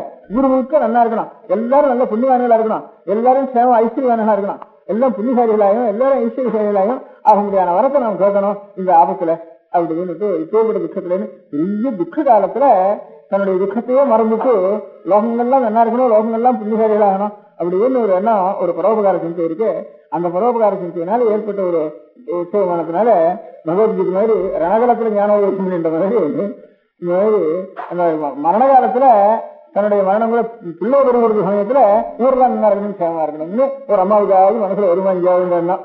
நம்ம பிள்ளை இப்படி போயிட்டு பாக்கலாம் நல்லா இருக்கேன்னு சொல்றது அந்த சமயத்துல அவெல்லாம் பிள்ளை வச்சுன்னு நல்லா இருக்காளே அப்படி தோணு செய்யற நமக்கு சாமானியம் எல்லாருக்கும் எவ்வளவு சொந்த மனுஷாலா இருந்தா கூட நம்ம பிள்ளை போகட்டும் இதுதான் போயிடுது.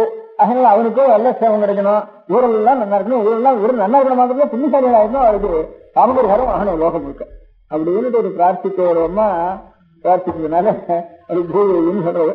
அந்த பூமியுடைய உள்ள பௌமன்னு பேரு பௌமாசுரன்னுட்டு அவனுக்கு நடக்காதுன்னு பேரு. அந்த ஒரு புண்ணிய காலத்துல அப்பேற்பட்ட ஒரு தியாகம் பண்ணி அதுல இருந்து அந்த தியாகத்தினால ஏற்பட்ட ஒரு மகோத்சவத்தினால இந்த தீபாவளி உற்சவத்துக்கு இவ்வளவு சாதி வந்துச்சுன்ட்டு தோணிச்சு. பகவத்கீதை எப்படி ஏற்பட்ட பகவத்கீதை எந்த மாதிரி உண்டாச்சோ அந்த மாதிரி லோகத்துல ஒரு புத்தகம் உண்டால அப்பேற்பட்ட இடத்துல இந்த மாதிரி பெரிய வயலவிஞ்சான சமயத்துல சந்தமா லோகம் முழுக்க நல்லா இருக்கணும், புண்ணியசாலியா இருக்கணும் ஒரு எண்ணம் பெரிய எண்ணம் வந்து அந்த எண்ணத்தினுடைய மிக இந்த இது இப்ப ஏற்பட்ட ஒரு பெரிய தீபாவளிக்கு இவரெல்லாம் தீபாவளின்ட்டு பேர் வரத்துக்கு ஏற்பட்டு சொல்ற வழக்கம். அப்படின்னு நான் நினைச்சேன். சில வழக்கம் இல்லை, இன்னும் நானா ஊகம் பண்ணி எனக்கு ஒரு தோணின அபிப்பிராயத்தை எனக்காக சொல்லணும். அவ பிரார்த்திக்கிறதுனால அவள் நல்ல உயர்ந்த நல்ல அவளுக்கு ஈடான ஒரு மனோபாவம் யாருக்கும் இல்லை. அவ்வளவு உயர்ந்த மனோபாவத்தை அடைஞ்சிருந்தது இது எதுவும் தெரியுதுன்னு நான் உறுக்க வேண்டியிருக்கு. அவள் அடைஞ்சு இருக்கட்டும், நமக்கு என்ன செய்யனால கேட்டா அப்படி அவ அப்படி பிரார்த்திக்க முடியாது. பிரார்த்திக்கின்ற ஒரு பெரிய மகத்துவம் உலகம் உள்ளனாலும் உள்ளளவும் வந்துட்டு இருந்தானா நமக்கும் அது மாதிரி நம்முடைய சொந்த குடும்பத்திலேயோ நம்முடைய சொந்த முறையிலேயோ ஏற்பட்ட கஷ்டங்கள்லாம் பெரிய கஷ்டம் இல்லை, இவரெல்லாம் நல்லா வாழணும் அப்படிங்கிற எண்ணம் நமக்கு நாம் மறந்து வரக்கூடாது. அதான் நமக்கு ஏற்பட்ட லாபம் இருந்து தீபாவளி எப்படி ஏற்பட்டது என்ன, தனக்கு பெரிய விஷயம் இருந்தாலும் இவரெல்லாம் நல்லா இருக்கணும்னு ஒருத்த பிரார்த்திக்கிறதுனால இந்த விஷயம் ஏற்பட்டதுங்கிற மூலத்தை நம்ம தெரிஞ்சுக்கவானா நமக்கு கொஞ்சமாவது உரைக்கும். கஷ்டம் வர்றது சகஜம், நாம் தப்பும் பண்ணுவோம், தப்புக்கு ஒரு கஷ்டம் அனுபவிப்போம். தப்புக்கு ஒரு கஷ்டத்தை தப்பு பண்ணிட்டுக்காக ஒரு கஷ்டத்தை அனுபவிக்கிற காலத்துல அந்த தப்பு சில சமயம் நமக்கு தெரியும், சில சமயம் தெரியாம இருக்கலாம். நாம் என்ன தப்பு பண்ணினோம்னு தெரியாம இருக்கலாம். அப்பவும் சில கஷ்டம் அனுபவிப்போம். தெரிஞ்சும் நமக்கு நியாயம்தான், நம்ம இவ்வளவு பண்ணியிருக்கோம், நம்ம பண்ணியிருக்கிறதுக்கு இந்த கஷ்டம் நமக்கு வந்திருக்கு அப்படின்னு தெரிஞ்சும் ஒரு சமயங்கள்ல சமாதானப்படுத்திக்குவோம். நம்ம ஒரு இந்த ஜென்மத்தில் நம்ம ஒரு பாவம் பண்ணலையே, எனக்கு இவ்வளவு கஷ்டம் வந்திருக்கு, இதுக்கு என்ன காரணம், காரணம் இல்லாமல் இருக்குது, இப்படி வரதுக்கு கொஞ்சம் கூட நியாயம் இருக்குன்னு சில சமயம் துக்கம் விடுவோம். நமக்கு தெரிஞ்சுக்கிட்டும் தெரியாத ஓட்டம் எல்லாம் நமக்கு தெரியும் தீர்மானம் பண்ண முடியாது. இது வரது அதுல இருந்து அந்த காரணத்துல காரணம் நமக்கு சில சமயம் தெரியாது, சில சமயம் தெரியாம இருக்குது. அப்போ ஏற்பட்ட எத்தனை கஷ்டம் வந்தாலும் அந்த கஷ்டங்கள்லாம் நம்ம கஷ்டங்கிறது பெருசு இல்லை, நாம் அழிவுன்றதுக்காக மாத்திரம் போகப்படுறது. அந்த க்ஷணத்துலேயும் ஊரெல்லாம் நல்லா இருக்கணும்னு லோகத்தில் எல்லாரும் நல்லா இருக்கணும் அப்படின்னுட்டு அந்த மாதிரி ஒரு மனப்பான்மை வளரணுங்கிறதுக்காகத்தான் இப்போ ஏற்பட்ட மகோத்சவத்தை அதுதான் மூலம் இருக்கு. நாம இதுலேருந்து எடுத்துக்க வேண்டிய மாறல் நமக்கு எத்தனை இப்போ இந்த மாதிரி ஒரு புராண கதை இருக்கிறதுக்கு காரணம் என்ன, அந்த புராண கதை எதுக்காக நம்ம எழுதி வைக்கணும், அந்த புராண கதையை அப்படியே லோகத்துல நடத்திட்டே வரணும் அந்த மகோத்சவத்தை அப்படின்னு எல்லாரும் பெரிய எல்லாம் சேர்ந்து இத்தனை தலைமுறையா அது வந்திருக்கிறதுக்கு காரணம் என்ன, இதான் காரணம். நமக்கு எத்தனையோ வரதான் வரும், கஷ்டங்கள் தான் ஜாஸ்தியாக வரும், மனுஷ பிறவியில திரும்பது எப்போதான் வரும். அப்போ ஏற்பட்ட எந்த கஷ்டம் வந்தாலும் அங்க நமக்கெல்லாம் வருது. ரொம்ப பெரிய மனுஷாளுக்கு ரொம்ப பெரிய கஷ்டம் வரும், சின்ன மனுஷாளுக்கு கொஞ்சம் கொஞ்சம் கஷ்டம் வரும். இந்த மாதிரி ரொம்ப பெரிய மனுஷா எல்லாரும் அப்பேற்பட்ட இப்போ ராவணாதிகளோ எல்லாரும் அசுராளோ அப்பேற்பட்டவாளுக்கெல்லாம் ரொம்ப பெரியவா, ரொம்ப பெரியவாளுக்கு இடிச்சா ரொம்ப பெருசாதான் அவளுக்கு வரும். அதனால ரொம்ப ரொம்ப உயரமான மாடியிலேருந்து 4வது மாடியிலேருந்து ரொம்ப ஜாஸ்தியாக மண்டை உடைக்கும். இங்கே வந்து ஏதோ துணியிலேருந்து வரவனுக்கு ஏதோ கொஞ்சம் வலிக்கும், ஒரு சுருக்கிக்கும், அவ்வளோதான் இருக்கும். அது 4 மாடியிலேருந்து வந்து ஜாஸ்தியாக தான் இருக்கும் அவளுக்கு. அதனால் நமக்கெல்லாம் வர கஷ்டம் பெரிய கஷ்டமே இல்லை. அதனால் இது நமக்கு ஒவ்வொன்றையும் பெரிய கஷ்டமாக நினைச்சுட்டு இருக்கோம். நம்ம பெருசாக சொன்னதோ எந்த கஷ்டம் வந்தாலும் நம்ம கஷ்டம் பெருசு இல்லை. அதனால எல்லாரும் நல்லா இருக்கணும் அப்படிங்கிற மாறல நமக்கு உணர்த்துறதுக்காகத்தான் பகவான் அங்கீகரிச்சு இதுக்கு வரம் கொடுத்தாரு. இந்த சரி நீ பிரார்த்திச்ச கொடுத்தாரு நான் கொடுத்தேன்னா அவனுக்கு முன்னத்துக்காக மாத்திரம் இல்லை, லோகத்தில் இருக்கிற எல்லாருக்கும் இதை இது ஆறானும் கோடி ஜனங்கள்ல ஆறாம் கவனிச்சு பார்ப்பான். கவனிச்சு பார்த்தா இந்த மாறல அவன் எடுத்துட்டு நமக்கு இந்த மாதிரி நமக்கு எந்த கஷ்டம் வந்தாலும் அந்த கஷ்டங்கள்லாம் கஷ்டம் இல்லை, எல்லாரும் நல்லா இருக்கணும் அப்படிங்கிறது அதைத்தான் நாம் பிரார்த்திக்கணும். இன்னும் பிரார்த்திச்சுட்டா அப்புறம் இந்த கஷ்டமே அவனுக்கு தோணாது. இந்த கஷ்டத்துக்கு மருந்து இந்த கஷ்டத்தையே அழுதுட்டு இருந்தா நினைச்சுட்டு இருந்தா இன்னும் வளங்கன்னு கேட்டுக்கும் போதே போகாது. நம்ம கஷ்டம் என்ன பெருசு, இன்னும் எத்தனை ஜனங்கள் கஷ்டப்பட்டு இருக்கு, லோகத்தில் இருக்கிற கஷ்டங்கள்லாம் நிவர்த்தி ஆகட்டும் அப்படின்னு நினைச்சுவானா நம்ம கஷ்டமே மறந்து போயிடணுக்கு நம்ம கஷ்டத்துக்கு பெரிய ஹீலிங் அது. அது இல்லாமல் நம்ம கஷ்டம் இருக்கணும்னா இருந்து போட்டோம், ஊரெல்லாம் நல்லா இருக்கணும் அப்படிங்கிறது நமக்கு ஞாபகப்படுத்துக்காகத்தான் பகவான் அனுகிரகம் பண்ணி அப்பா நீ பிரார்த்தனை பண்றது சரின்னு அவனுக்கு மாத்திரம் அனுகிரகம் அர்த்தம் இல்லை, லோகத்தில் அவங்க எல்லாருக்கும் சேர்ந்து அனுகிரகம் பண்றதுக்காகத்தான். நாமெல்லாம் நல்லா இருக்கணும், சந்தோஷம் வாழணும், விரும்பி சாப்பிடணுங்கிற மாத்திரம் இல்லை அர்த்தம். இந்த விருந்து எதிரில் எந்த மூலத்துல என்ன உண்டாயிருக்கு, அவன் மாதிரி நமக்கே மனப்பான்மை வேண்டாமா. நம்முடைய வாழ்நாள்லையும் இந்த மாதிரி ஒரு எண்ணத்தை நாம் வளர்க்கணுங்கிற ஒரு அபிப்பிராயம் தான் நாம் தெரிஞ்சுக்க வேண்டியது. இதுதான் பகவானுடைய சங்கல்பமா இருக்கும். அதுக்காகத்தான் இந்த உற்சவம் நடக்கணும்னு பகவானும் ஆக்கியம் பண்ணி கிருஷ்ண பகவான் ஆக்கியம் பண்ணி லோகத்தில் நடக்கணும்னு பண்ணியிருக்காருன்னுட்டு நாம் தெரிஞ்சு கொள்ள வேண்டியது இந்த ஒரு விஷயம். அந்த மாதிரி அதுலேருந்து நமக்கு தெரிய வேண்டிய மாதிரி எவ்வளவு பெரிய கஷ்டம் வந்தாலும் அந்த கஷ்டத்தை கஷ்டம் நினைக்காம இந்த ஊரெல்லாம் கஷ்டப்படாம ஊருக்கு ஏதாவது கொஞ்சமாவது நம்மளால ஒரு கஷ்டத்தை நிறுத்தி பண்ண முடியாது, பகவானை பிரார்த்திப்போம் அப்படிங்கிற எண்ணம் நம்ம கையால் நம்ம நினைக்கிறதுக்காலும் மனசு பூர்வமாக பகவானை பிரார்த்திச்சோம்னா நாம் பண்றதுக்காலும் இன்னும் அவளுக்கு இன்னும் கஷ்டம் தானா நிவர்த்தி ஆகும். அப்படின்ட்டு ஊர்ல எல்லாம் கஷ்டப்படாம இருக்க முடியாது. எனக்கு வந்த கஷ்டம் இருக்கட்டும், அதுதான் எனக்கு வேணும் வேண்டாம்னு நான் சொல்ல முடியாது நம்மளால. அதனால அது பகவானுக்கு தெரியும். சுகம் கொடுக்கணுமா கஷ்டம் கொடுக்கணுமாங்கிறது அவருக்கு தெரியும். அதனால அவர் எப்ப கொடுத்தாரோ அது அவருக்கு தெரியாம ஒரு காரியம் நடக்கிற. அதனால அவருக்கு தெரிஞ்சு நடக்கிற காரியம் நடத்தினால அது தப்புன்னு நான் நினைக்க வேண்டாம், கஷ்டம்னு நான் நினைக்க வேண்டாம் நம்ம அப்படின்னுட்டு அது சமாதானப்படுத்திட்டு பாக்கி எல்லாரும் கஷ்டப்படுறாலும் அந்த கஷ்டத்தை என் பிரார்த்தனைக்காக பகவான் நிறுத்தி கொண்டு அவளுடைய கஷ்டத்துக்கு கொஞ்சம் சமாதானம் பண்றதா இருந்ததுன்னா அதை காலம் எனக்கு பெரிய க்ஷேமம் கிடையாது அப்படிங்கிற எண்ணத்தோட நாம் இருக்கணுங்கிறதுக்காக தான் இந்த தீபாவளி நமக்கு இருக்குன்னு ஒரு அபிப்பிராயம். இன்னொரு அபிப்பிராயம் கூட அதான் நான் கீழே சொன்ன மாதிரி பெரிய ஒரு ரொம்ப குரூரமான காரியங்களுக்கு எல்லை இல்லாம குரூரமான காரியங்கள் செஞ்சுன்றவாளுக்கெல்லாம் நேர பகவானே அவளை சம்ஹாரம் பண்றாருன்னுட்டு ஒவ்வொரு சரித்திரத்திலையும் பிரகலாதனம் நரசிம்மனம் இப்ப ராமாவதாரத்திலேயோ கிருஷ்ணாவதாரத்திலேயோ இந்த 2-3 நரசிம்மாவதாரம் ராமாவதாரம் கிருஷ்ணாவதாரம் இந்த 3 அவதாரங்கள்ல தான் ரொம்ப அதிகமா சம்ஹாரம் பண்ணினதெல்லாம். அந்த மாதிரி சம்ஹாரம் பண்றதுக்கெல்லாம் ரொம்ப அக்கிரமங்கள் ரொம்ப ஜாஸ்தியா போயிட்டுதானா அப்ப ஈஸ்வரனே ஒரு அவதாரம் பண்ணி அவளை சம்ஹாரம் பண்றாங்கிற சரித்திரம் தான் நமக்கு பழைய சரித்திரம் வந்துட்டு இருக்கு. அப்ப அவளை சம்ஹாரம் பண்றதுக்காக வர்றதுங்கிறது எவ்வளவு அக்கிரமம் பண்ணினாலும் நான் பண்ணதோ அக்கிரமம் எனக்கு கிடைக்கிறதோ பகவத் தரிசனம். எத்தனையோ காலத்தில் தபஸ் பண்ணினா கூட கிடைக்காது.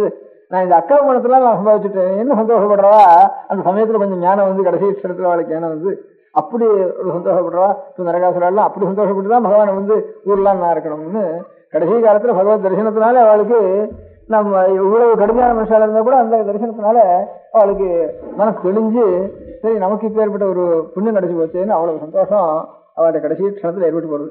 அப்படி ஏற்படாதுன்னா அவளுக்கு மோஷம் கிடைக்காது. அதனால மோஷம் உடனே மோஷம் தான் கொடுத்தாருன்னு ராவண சம்ஹாரம் பண்ணார், மோஷம் கொடுத்தாரு. விஷண்ணிகேஷ சம்ஹாரம் பண்ணினார், அவனுக்கு அந்த பாப நிவர்த்தி ஆச்சு, அந்த ஜென்ம நிவர்த்தி ஆச்சு அப்படின்னு சொல்றதுனால சாட்சாத் பகவானுடைய ஒரு ரூபமே இவனுக்கு கடைசி காலத்துல கிடைக்க முடியாது. அந்த ஆகாரமே தரிசனம் இந்த கண்ணால் பார்க்க முடியாது கிடைச்சி போயிட்டு தானே அதுக்காலும் புண்ணியம் என்ன உண்டு அப்படின்னு.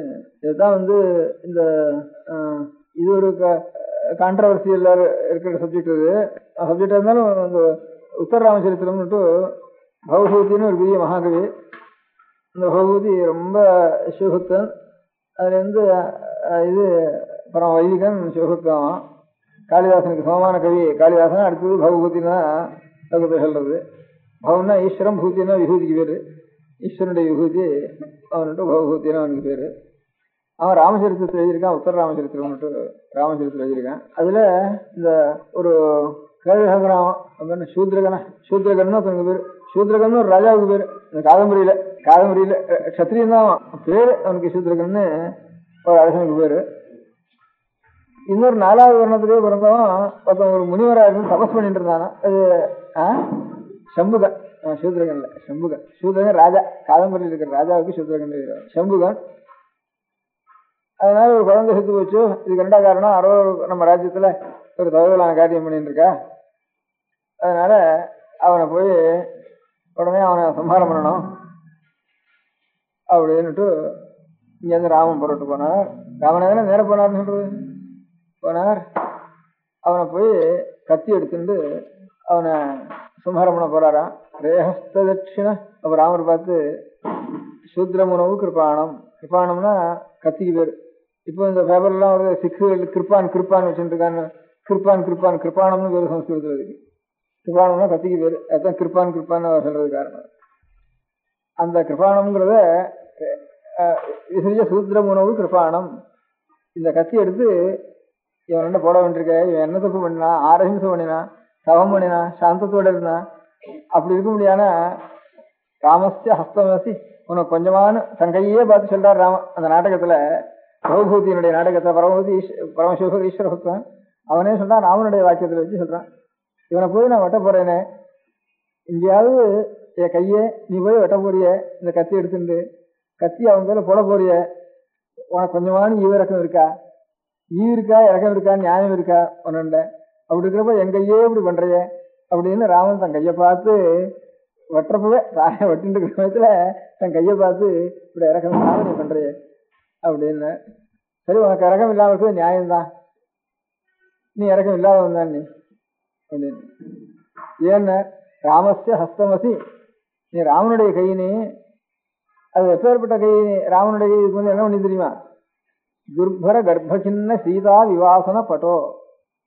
நிறைய பூர்ண கர்ப்பமா இருக்க முடியாத குசலவாள கர்ப்பத்தில் இருக்க முடியாத சீதையே யாரோ ஒரு வண்ணான்னு சொன்னான்னுட்டு இங்கேருந்து சரின்னு தூக்கி லட்சுமணன் கொடுத்து அழைச்சுன்னு வா அப்படின்னு அனுப்பிச்ச கையில்லையாது, போயிட்டு வான்னு காட்டின கையில்லையாது, அந்த கைக்கு இறக்கம் வந்து வர போறது. அதனால ஒரு தப்பு பண்ணாமல் இருக்க முடியாத தவமுனிவனா இருக்க முடியாத இந்த 4வது வருணத்தை பிறந்தாங்கிறதுக்காக தவமுனிவனிடத்துல ஏதோ வர்ணாசிரம சாஸ்திரத்துக்கு விரோதங்கிறதுக்காக அவனை போய் கொல்ல போலியே, ஒரு பாபம் பண்ணலையாவன் அப்படின்னுட்டு காமஸ்ய ஹஸ்தமசி துர்பர கர்ப்பகின்ன சீதா விவாசனப்பட்டோ கருணா குதஸ்தே. உனக்கு கருணைங்கிறது ஏது? இப்படிதான் சீதையை அனுப்பிச்ச, சீதையை காட்டுக்கு அனுப்பிச்சோம் இல்லையா, நீ போ சொல்லி கை காட்டின கையில்லையா, காட்டின கையில்லையாது, காட்டு பக்கம் காட்டின கையில்லையாது அப்படின்னு. சரிதான், உனக்கு கருணை இல்லைதான் இல்லை, என்ன பண்றது அப்படின்ட்டு தன் கையை பார்த்து ராமர் சொல்றதா முதல்ல சொன்ன. அப்புறம் அவன் சொன்னான், இருந்து நான் தவம் பண்ணது தப்புன்னு நினைச்சுட்டுனா நீங்க வந்து என்ன வெட்டுறதுக்கு வந்திருக்கேன். நான் தவம் பண்ணது தப்புன்னா என்னுடைய அந்த காலத்துல ராமதரிசனம் கிடைக்குமா? எனக்கு எல்லாரும் தவம் பண்றது அதுக்காக தானே, அந்த காலத்துல பகவானுடைய தரிசனம் கிடைக்காதுங்கிறதுக்காக தானே எல்லாரும் தவம் பண்றது. சாட்சாத் பகவான அவதாரம் பண்ண ஒரு இதுல அவதாரம் பண்ண ராமன் தன்னுடைய அந்த காலத்துல வருவானா அதுக்கு காரணம் என் தவம் தானே. அந்த தவம் தப்புங்கிறதுனால எப்படி தப்பாகுது அப்படின்னு அவங்க கேட்டானா இவருக்கு பதில் நாடகத்துல கல்பனை பண்றப்போ அதனால சரி நீங்க உங்க கணக்குல பாவம் எழுதியோ புண்ணியம் ஒண்ணு எழுதிச்சோ, அதுல இருந்து எனக்கு என்னுடைய பலம் கிடைச்சி வச்சு, அதனால இந்த பாவம் பண்ணதுனாலதான் எனக்கு இந்த பலமானது. மகாபுண்ணியங்கிற தவசுகளுக்கெல்லாம் கிடைக்கல. நான் வந்து ஒரு நியாயமா ஒரு ரசிகர் தவசுக்கு ஏற்பட்ட குளத்துல ஏற்பட்ட ரசிகர் இருக்காள, அவள் எத்தனையோ கோடியான தவம் பண்ற கூட அவள் கிடைக்கல. நான் என்ன கொஞ்சம் ஆரம்பிச்சதுன்னு எனக்கு கிடைச்சி வச்சு நான் வந்து அனர்ஹனா இருக்கிறதுனால அனர்ஹன் தவம் பண்ணா அது பெரிய புண்ணியம் அப்படின்னு அதனுடைய பலம் எனக்கு கிடைச்சி வச்சுட்டு அவன் சொன்னான்னு பகவதி சொல்ற காலத்துல அந்த மாதிரி சொன்னான். அந்த மாதிரி பெரிய ரொம்ப எது பாபமும் ரொம்ப கடுமையான தப்புன்னு தோன்றதோ அப்பேற்பட்ட பெரிய தப்புகளுக்கெல்லாம் இது இவன் சாஸ்திரத்தை மீறி பண்ணினாங்கிறது மாத்திரம் தான் அவனுக்கு. புறத்தியாருக்கு ஹிம்சை கூட கிடையாது. புறத்தியாருக்கு ஹிம்சை இதனால தானா வந்து நேர்ந்து இருக்கணும்னு ஊகம் பண்ணதே தவிர பாக்கி ராவணனோ இப்போ ஹிரண்யகசிபோ இப்போ இவனோ போய் ஊரெல்லாம் ஹிம்சை பண்ணி வெட்டி ஹிம்சை கஷ்டப்படுத்தி எத்தனையோ பதிவர்களுக்கு ஹானி ஏற்படுத்தி எத்தனையோ சாதுக்களுக்கெல்லாம் ஹிம்சை பண்ணி இப்படிலாம் நேரவே பிரத்யட்சமாக ஹிம்சை பண்றான். எங்கேயோ ஒரு ஹிம்சை ஏற்பட்டுதானா இந்த மாதிரி ஒரு தவறு சாஸ்திர விரோதமாக நடந்ததுனால இது வந்து ஊகம் பண்ணிட்டு போய் அது தவறு தப்புன்னு அவன் மனதார ஒத்துனது ஒன்றும் பண்ணவே இல்லை. அவன் மனசாரவே ஹிம்சை பண்ணிட்டு இருக்க முடியாத வாழ் கூட பகவானுடைய இது கடைசியில் ரொம்ப குரூரமா அப்படின்னாலும்னா அவளுடைய ரொம்ப குரூரமான காரியத்துக்கு கூட இந்த பெரிய ஒரு லாபம் வந்து கிடைச்சி போறது அப்படிங்கிறதுக்கு அதுக்கு ஒரு காரணம் ஒன்று சொல்லிட்டு இருக்கா. இந்த செம்புக்கனுடைய கதை ஒரு பக்கம் பாக்கி இந்த மாதிரி ரொம்ப குரூரமான காரியம் நடந்தவரோட சாட்சாத் பகவானே போய் அவளை சம்ஹாரம் பண்றதுங்கிறது இப்பேற்பட்ட கடுமையான மனுஷாளுக்கு பகவானுக்கு ஒரு வேற எங்கேயும் சாமானிய சக்தி உள்ளவாள் போய் அடிக்க முடியாது. அதுக்காக பகவான் அவதாரம் பண்ண வேண்டிய வந்துருது. சாமானிய மனுஷால முடியாதுங்கிறது ஒரு பக்கம் இருக்கட்டும். அது அவனை இல்லாமனா சம்ஹாரம் பண்ண முடியாதுங்கிறதுக்காக பகவான் வந்து அவதாரம் பண்ணினாருங்கிறது ஒரு பக்கம் இருக்கட்டும். அவனுக்கு பலம் என்ன ஆகுதுன்னா பெரிய மகா மோட்சம் அவனுக்கு கிடைக்கிறது. இவ்வளவு தப்பு பண்ணினவனுக்கு மோட்சம் கிடைக்கலாமா? பெரிய பகவான் வரவே மோட்சம் தானே, கொடுக்கறது மோட்சம் கொடுக்கணும், நரகம் கொடுக்கட்டும். பகவானுடைய தரிசனம் கிடைக்கிறதே அவனுக்கு அதை காட்டும் பெரிய மோட்சம் கிடையாது. அப்பேற்பட்ட ஒரு பெரிய பாக்கியம் அவனுக்கு கிடைக்கலாம். ஏன்னா அதுக்குதான் சமாதானம் சொல்லி ரொம்ப ஒரு பகவானுடைய நினைவு நமக்கு நிறைய இருக்கணும். இந்த தபஸ் பண்ணி கிரந்தங்களை வாசித்து பிராணாயாமங்களை பண்ணி சத்கர்மானுஷ்டானங்களை பண்ணி எப்பவும் கண்ணால நாமோச்சாரணம் பண்ணிட்டு இப்படியே பகவத் ஞாபகமே ஒருத்தனுக்கு பகவானுடைய ஞாபகமே இருந்துட்டு இருக்குதாரா.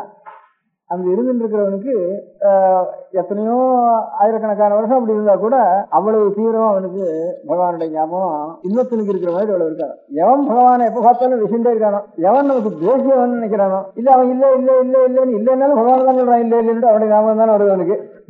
அவனுக்கு பகவானிடத்துல வெய்யறவனோ இல்லைன்னு சொல்றவனோ அவனுக்கு எவ்வளவு பகவத் ஞாபகம் வருதோ அவ்வளவு தபஸ் பண்றவனுக்கும் பகவான் ஜபம் பண்றவனுக்கும் வராது. அதனால அவ்வளவு ஞாபகம் அவனுக்கு வந்துருது. அந்த ஞாபகத்துக்கு நேரம் பலம் கொடுக்க வேண்டியிருக்கு சுவாமி. அதனால அது வேகம் அந்த அவன் அந்த வேகத்தோட பண்றானோ அந்த வேகத்தோட ரொம்ப கடும் அவன் ஊர்றனா இது புர்றன்னு வேண்டு அவன் அடிக்க வேண்டியிருக்கு. அப்படி போனாதான் அவனுக்கு ஒரு புண்ணியமானது கிடைக்கிறது. அப்படி புண்ணியம் கிடைச்சவங்க நரகாசுரம் எல்லாரும் தீபாவளியில திருப்பி திருப்பி கொள்ளை இங்கே வர வேண்டியிருக்கு. ஏன்னா அப்பேற்பட்ட ஒரு பாக்கியம் கிடைச்சி ரொம்ப கடுமையா தேசபக்தின்னு அது சொல்ற வழக்கம்.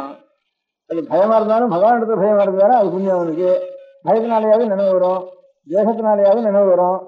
நினைவு ஆழ்ந்த நினைவு பிரேமையினால வர நினைவை காட்டிலும் தேசத்தினால ரொம்ப சீக்கிரம் ஒரு 10 வருஷத்துல ஒரு பிரேம பக்தியினால வர நினைவை காட்டிலும் ஒரு 4 நாள்ல தேசத்தினால அவ்வளவு நினைவு இவனுக்கு உண்டாயிடும் அப்படின்னு சொல்ற வழக்கம். இதுதான் இன்னொரு விஸ்வாந்தம். இது பக்தியும் இல்லை, பயமும் இல்லை, தேசமும் இல்லை, வேற ஒன்னால பகவானுடைய நினைவு வந்து நரசிம்ம சுவாமியுடைய நினைவு வந்து அப்படின்னு ஒரு சரித்திரத்துல எழுதியிருக்கு. பக்தியும் இல்லை, தேசமும் இல்லை, பகவானத்துல பயமும் இல்லை, இந்த 3ம் இல்லாம நிறைய பக்தி பண்ணி தேசம் பண்ணிண்டு அல்லது பக்தியோ அல்லது தேசமோ அல்லது பயமோ இது எல்லாத்தையும் காட்டிலும் அதிகமான அனுகிரகம் ஒருத்தனுக்கு கிடைச்சி வச்சுன்னு இன்னொரு கதை உண்டு. 4வது விஷயம் நான் சொல்றது. பகவானுக்குள்ள பயத்தினால சுவாமி மோட்சம் கிடைச்சாலும் அதிகமாக திருஷ்டாந்தம் கதை கிடையாது. பக்திக்கும் தேசத்துக்கும் தான் கதை ஜாஸ்தியா இருக்கு. நம்ம ஆதி ஆச்சாரியாளுடைய ஆதி பகவத்பாதாளுடைய ஒரு சரித்திரத்துல சங்கர விஜயங்கள்ல சில சங்கர விஜயத்துல ஒரு கதை ஒண்ணு போட்டிருக்கு. அந்த கதையில ஒரு கிரகசன்னுட்டு ஒரு காபாலிகம் மாதிரி அதனுடைய விசேஷம், காபாலிக விசேஷம். அவன் ஒரு மதத்துக்கு ஒரு ஆச்சாரியனா இருந்தான் அந்த காலத்துல, ஆச்சாரியால் திகேஜம் பண்ற காலத்துல. அந்த மாதிரி இருக்க முடியாத ஒரு மதத்து அவளுடைய மதத்தினுடைய சம்பிரதாயம் அந்த காலத்துல எப்படின்னு கேட்டா, ஈஸ்வரன் எப்படி எலும்புனால மாலை போட்டு இருக்காரோ அந்த மாதிரி நாமும் எலும்பு மாலாவும் போட்டுக்கணும். அவர் எப்படி கபாலத்தை கையில் எழுந்திருக்காரோ நாமும் அதே மாதிரி வேஷத்தை போட்டுண்டு ஜட்டையை போட்டுண்டு ஸ்மசானத்துக்கு உண்டான வீதி உடம்பு முழுக்க போட்டு அந்த ஸ்மசானத்துல இங்கே மண்டபோட்டு இருக்கிறது அந்த மண்டபத்தை கையில் எடுத்துட்டு அதில் எடுத்துட்டு பிச்சை எழுந்தணும். அந்த பிச்சையும் எப்பேற்பட்ட பிச்சையா இருக்கணும், ஏன்னா மாம்சத்தினுடைய பிச்சையா இருக்கணும். கையில கபாலத்தை எழுந்து அநேகமா இல்லைன்னா இங்கேயானும் கிடைக்கலன்னா இந்த ஸ்மசானத்துக்கு உண்டான வேகும்படியான அந்த சரீர மாம்சம் இருக்கு அதை எடுத்து வந்து அங்க போய் காட்டணும், இல்லை அவனை அதை எடுத்துக்கணும். அந்த மாதிரி சிண்டாண்டத்துல போய் அதை வாங்கிக்கணும். இப்படி குரூரமான ஒரு அனுஷ்டானங்களோட சில விரதங்கள் இருந்திருக்கா. பாசுபதர், மகாவிரதி, லகுடீஸ்வர் இப்படி அந்த காலத்துல எனக்கு இருந்துருக்குன்னுட்டு கிரந்தங்களையும் நூல்களையும் பிரபந்தங்களையும் தெரிகிறது, கல்வெட்டுகள்ல இருந்தும் தெரிகிறது. அதனாலதான் இந்த சிறுத்தொன்று கூட புள்ளக்கறி கேட்ட உடனே அவர் கொடுத்ததுக்கு காரணம், அவர் இங்க காஞ்சிபுரத்துல பல்லவ அரசனுடைய பரஞ்சோதி பல்ல அந்த சிறுத்தொன்றின் பேர் என்ன? பரஞ்சோதி இல்லை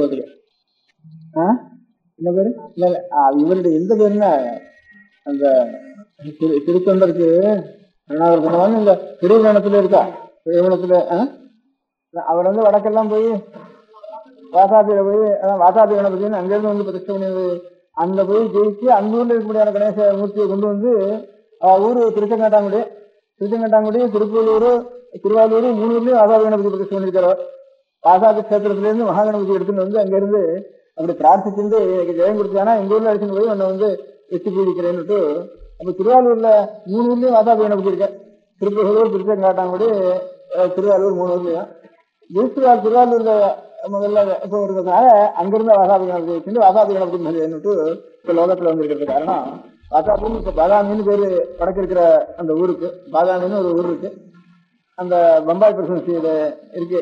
இப்ப கர்நாடகம் பம்பாய்க்கும் அந்த எல்லையில இருக்கு. அந்த இடத்துலதான் சாளுக்கியால்னுட்டு பெரிய ராஜ்யம் வந்து இந்த சோழ ராஜ்யம் மாதிரி அங்க ஒரு பெரிய ராஜ்யம் கர்நாடக ராஜ்யம், கன்னட ராஜ்யம் இது. ராஷ்டிரகூட்டாலும் சாளுக்கியாலும் அந்த காலத்துல இருந்த அவளுடைய அந்த சாளுக்கியாளுடைய தான் இங்க பல்லவர்களுக்கும் ரொம்ப நாள் யுத்தம் நடந்துருந்தது. ஒவ்வொரு தலைவர்களும் யுத்தம் நடக்கும், ஒன்னே கல்யாணம் நடக்கும், ஒன்னே உறவாளி நடக்குதா, ஒன்னே யுத்தம் நடக்கும். இப்படியே பல்லவாள் ராஜ்யம் நடக்குது. பல்லவாளுக்கு அப்புறம் சோழ ராஜ்யம் வந்ததுக்கு அதே மாதிரி அதுவும் ஒரு 1 வருஷம் வரைக்கும் இந்த சண்டையும் கல்யாணமும் விவாகஸ்த சமயோரைய சோகத்தைன்னுட்டு விவாகம் 2 சமமா இருக்கணும், அவளுக்கு தான் அழகா இருக்கும்னுட்டு இந்த சாளுக்கியாளுக்கும் சோழாளுக்கும் சாளுக்கியாளுக்கும் பல்லவாளுக்கும் சண்டை நடந்துருந்தது. பல்லவ ராஜ்யம் இருந்த காலத்துல திருச்சிரங்காட்டிலிருந்து சோழ நாட்டில இருந்து ஒரு சேனாதிபதி இங்க இவரிடத்துல வந்து பல்லவ அரசனிடத்துல வந்து அந்த யுத்தத்துல போயிருந்து அந்த ராஜ்யங்கள் எல்லாம் ஜெயிச்சு அங்கெல்லாம் அங்கிருந்து சுவாமி எல்லாம் எடுத்துன்னு வந்து இங்க எல்லாம் பிரதிஷ்டை பண்ணினார். தங்க ஊர்ல வந்து பிரதிஷ்டை பண்ணிட்டார். வாசாபி கணபதினு அதுக்கு பேரு. அவருக்கு காரணம் இந்த வடக்கெல்லாம் அவர் படையெடுத்து போற காலத்துல அங்க இந்த காபாலிகால மகாவர்த்திகள் ரொம்ப இப்போ கூட நான் கூட சில பேர் பார்த்திருக்கேன். ஒரே நிர்வாணமா உடம்பு முழுக்க ஊழி வச்சுட்டு கடை எப்படி எல்லாம் போட்டுண்டு ஸ்மசானத்திலேயே வாசம் பண்ணிட்டு கையில சூழத்தை வச்சுட்டு அப்படிலாம் சில பேர் இருக்கா. பிரயாகையில அதாவது கங்கா தீரத்துல சில பேர் பார்த்திருக்கேன்னா அந்த மாதிரி இருக்கா. ஸ்மசானத்திலேயே வாசம் பண்ணிட்டு ராத்திரி எல்லாம் ஞானம் பண்ணிட்டு அப்படி இருந்துருக்கேன். நீங்க பார்த்துக்கலாம் பெருகள் பார்த்துக்கீங்க. அந்த மாதிரி ஒரு வடக்கு போனத்துல அப்ப இன்னும் கொஞ்சம் கடுமையா இருந்திருக்கும் அந்த காலத்துல. அவர் இந்த வடக்கு போனத்துல இப்படி எல்லாம் சில பேர் அதுலயும் ரொம்ப ஒரு மார்க்கம்னா அது நல்லவாக ரொம்ப நல்லவாக இருப்பது அதை நம்பிட்டா அதுக்கப்புறம் இப்போ அது நமக்கு கொஞ்சம் கடுமையா நம்ம அனுஷ்டானத்துக்கோ ஆச்சாரத்துக்கோ தர்மசாஸ்திரத்துக்கோ அது கொஞ்சம் விரோதமா தோணினாலும் கூட அதை நம்பி அனுஷ்டானம் ஒவ்வொரு மதத்திலையும் அந்த மதத்திலேயே ஒரு நம்பிக்கையோட ஸ்ரத்தை அப்படின்னாலும் அதுவான ஒரு சேஷன்னு அப்படி நம்பினால் பகுதர் இருப்பாள் இல்லையா. அந்த மாதிரி அதுலயே நம்பிக்கை இருக்கும், ரொம்ப நல்லவாளையும் பெரியவாளையும் இருக்கும். அப்பேற்பட்ட ஆட்கள் அநேக பேருக்கு பக்தி வந்து அவளை ஆச்சாரியாளா அடைஞ்சிருந்து அவளுக்கு அந்த சம்பிரதாயத்துக்கு கொஞ்சம் வளர்த்து அப்படியே அநேக பேர் இருந்திருக்கான் ஒவ்வொரு காலத்திலையும். இப்போ புத்த மதம் இருந்தா அதை ஆதரிக்க ரொம்ப பேர் இருந்திருக்கா. புத்த சம்பிரதாயத்தை ஜெயின சம்பிரதாயத்தை ஆதரிக்கிறவா ரொம்ப பேர் இருந்திருக்கா. சாஸ்திர சம்பிரதாயத்தை ஆதரிக்கிறவா அநேகம் பேர் இருந்திருக்கா. இந்த மாதிரி இப்போ வீரசைவம் இருக்கு அதை ஆதரிக்கிறவா அநேகம் பேர் இருந்திருக்கா. இப்ப வீர வைஷ்ணவா இருந்தாலும் அதை அனுசரிக்கவா அநேகம் பேர் இருந்திருக்கா. அந்த மாதிரி அந்த மதத்தை அனுசரிக்கவா ரொம்ப பேர் இருந்திருக்கா அந்த காலத்துல. அது இவர் வழக்க போய் அவெல்லாம் பார்த்ததுனாலதான் யாரோ தெரிஞ்ச வந்து சுவாமியோட பரீட்சை பண்றதுக்கு வந்த காலத்துல கூட இதுதான் இந்த மாதிரி மாம்சத்தை தான் சாப்பிடுறதுன்னு ஒரு இந்த மாதிரி இப்படியான நரமாம்சத்தை தான் சாப்பிடுறதுன்னு சில மகாவிருத்திகள் இருக்காளி அங்க. அந்த மாதிரி அதை சேர்ந்த ஒரு போல் இருக்குவர். அதனால நம்ம ஒரு மகா பெரியவர், ரொம்ப பெரியவர். ஒரு கேட்டதான் கொடுக்க வேண்டியதான். நமக்கு எதா இருந்தாலும் அது ஈஸ்வரத்துக்காக இருந்துட்டாலும் நம்ம கேட்டது கொடுக்க வேண்டியதான் அப்படி நினைச்சிருந்துதான் அவர் கொடுத்த. இதெல்லாம் ஒரு சம்பிரதாயம் இல்லாத இருந்ததுன்னா சட்டுன்னு அவளுக்கு இது செய்யறதுக்கு தோணவே தோணாதுன்ட்டு ஹிஸ்டாரிக்கலா இது கொஞ்சம் இந்த புராணத்துக்கு ஒரு பலம் கட்டுறதுக்கு இந்த மாதிரி சொல்றா. வடக்கெல்லாம் அவர் போயிட்டு வந்ததுனால அங்க கொஞ்சம் காபாலிகாரத்து வந்து காத்திருக்காரு. அதனாலதான் இங்கேயும் அந்த காபாலிகள் தான் இங்க வந்திருக்காரு இருக்கியா. அந்த சம்பிரதாயத்தில் இருக்கிறவா அவ நம்ம கேட்கறா. அவ வந்து நரமாம்சத்தை தான் சாப்பிடுற வழக்கம். அதனால அவன் எதை கேட்டாலும் ரொம்ப பெரிய மகான்களா இருந்துச்சுன்னா ஈஸ்வர பக்தர்கள் எதை கேட்டாலும் நமக்கு பெருசு இல்லை அப்படின்னு நான் அர்ப்பணம் பண்ண வேண்டியதுதான் அப்படின்னு நினைச்சு ஒரு ஈஸ்வர பக்தரா இருக்கனால அப்படி செஞ்சாரு ஒரு கதை சொல்றது உண்டு. அந்த மாதிரி ஆச்சாரியாளுடைய காலத்துல ஒரு பெரிய இந்த காபாலிகன் பிறந்த கிரகசன்னுட்டு அவனுக்கு பேருன்னு சில சங்கரவிஜயங்கள்ல சொல்லியிருக்கு. அந்த கிரகசங்கரம் ஆச்சாரியால் வந்து சாந்தமாயும் ஞான பிரதானமாயும் வந்து ஏதோ வேதோக்தமான ஆச்சார அனுஷ்டானங்கள் சீலத்தோடையும் வேதத்தில் சொல்லிருக்கிற மார்க்கத்தோட பாக்கி தாந்திரிக மார்க்கங்களை அதிகமாக நம்ம வந்து அனுஷ்டிக்க வேண்டாம். அது கொஞ்சம் குரூரமா இருக்கும், சில இடங்கள்ல இதுவா இருக்கும். வேத விருத்தமா இருந்தானா தாந்திரிக மார்க்கங்கள் நம்ம வந்து வேதத்தை அனுசரிச்சிருந்தானா தந்திரங்கள்ல இருந்து ஆகமங்கள்ல இருந்து எது எடுக்கலாமோ அதை எடுத்துக்கலாம். ரொம்ப வேத அனுஷ்டானங்களுக்கு ரொம்ப மாறுபட்டு இருந்ததுன்னா அப்பேற்பட்டதை நம்ம வந்து அதுக்கு அதிகாரிகள் வேற சாமானியமான அதிகாரிகள் இந்த காலத்துல கிடையாது அப்பேற்பட்ட அதிகாரிகளுக்கு. அதனால அதெல்லாம் நமக்கு வேண்டாம் அப்படின்னுட்டு அநேக இடங்கள்ல ரொம்ப கடுமையான தாந்திரிகமா இருக்கிற இடத்துலாம் சாந்தப்படுத்தி வைதிக முறையே ஆச்சாரியா அனுஷ்டானம் பண்ணிருக்காரு. அதிகமான ஹிம்சை இருக்கிற இடங்கள்ல எல்லாம் ஹிம்சையோ சுராபானங்களோ ரொம்ப கெடுதலான ஒரு சீலங்களோ சீலத்துக்கு தவறுதலான நடவடிக்கைகளோ இதெல்லாம் இருந்ததுன்னா ஏதோ சில புஸ்தகங்கள் எழுதியிருக்கலாம். அது சில அதிகாரிகள் இங்கேயோ இருக்கலாம். அப்பேற்பட்ட அதிகாரிகள் எத்தனையோ இங்கேயோ போட்டியில் ஒருத்தர் அந்த அதிகாரிகள்ட்ட விஷயம் தெரியாம இது நல்லது பிரத்யட்ச பலம் இதுல சீக்கிரம் கிடைச்சிடும்னு நினைச்சுட்டு ஆனா எங்க இதுல பிரவர்த்திக்கிறது சகஜமா இருக்கும். இந்த பாமதந்திரங்கள்ல அதெல்லாம் கூடாதுப்பா நமக்கு. அந்த அந்த அதிகாரியா நாம் இருந்தா கூட அது பண்ணாததுனால தப்பு இல்லை. வேதத்துண்ட மார்க்கத்திலேயே நம்ம பண்ணதுனால நமக்கு ஒன்றும் கெடுதல் கிடையாது. அதனால குரூரமா இருக்கிறதுல இன்னும் நாம் கெட்டு போறதுதான் அதிக வழி இருக்கணும். நான் அனதிகாரியா இருந்து அந்த வழியில போனோம்னா நாம் இன்னும் கெட்டு போறதுக்கு தான் அது மார்க்கம். அதனால அதெல்லாம் நமக்கு வேண்டவே வேண்டாம். அது கொஞ்சம் கடுமையான வழி இது. அதனால அந்த வழிக்கெல்லாம் நம்ம போக வேண்டாம் அப்படின்னு ஆச்சாரியார் கொஞ்சம் வேதத்தினால விகிதமான மார்க்கம் எதுவோ வேதங்களையும் தர்ம நூல்களாலையும் சுதிஸ்மிதிகளை சொல்லப்பட ஒரு மார்க்கத்தை அனுசரிச்சா போறோம். அதை அனுசரிச்சு ஈஸ்வர பக்தியை நாம் பண்ணிட்டு இருக்க வேண்டியதுதான் சரின்னுட்டு இதையே ஆச்சாரியார் கடைசியில இவ்வளவுடைய பிரயோஜனம் கேட்டா அவனிடத்துல உண்மையான அன்பு நமக்கு இருக்குதானா அவனுடைய சுரூபம் என்னதுன்னு தானா அவன் பிரகாசிக்கிறான். அவனுடைய சுரூபம் நம்மளையும் சாப்பிடுற சுரூபமா தான் நம்மளையும் உலகமெல்லாம் அவனுடைய சுரூபம் ஆகிட்டு தானே நான்கிறது மாத்திரம் தனியா ஒண்ணு இருப்பானே இதையும் கரைச்சி விட்டு அவனை அகம்பாவம் இந்த அகங்காரத்தையும் ஈஸ்வர சுரூபத்துல கரைச்சி விட்டுவானா அப்போ சிவ ஐக்கியம் வந்துடுறது. சிவம் வேற ஜீவன் வேறங்கிற ஒரு பேதம் இல்லாம இதுவும் சேர்ந்து கரைஞ்சு விடுறது இல்லை.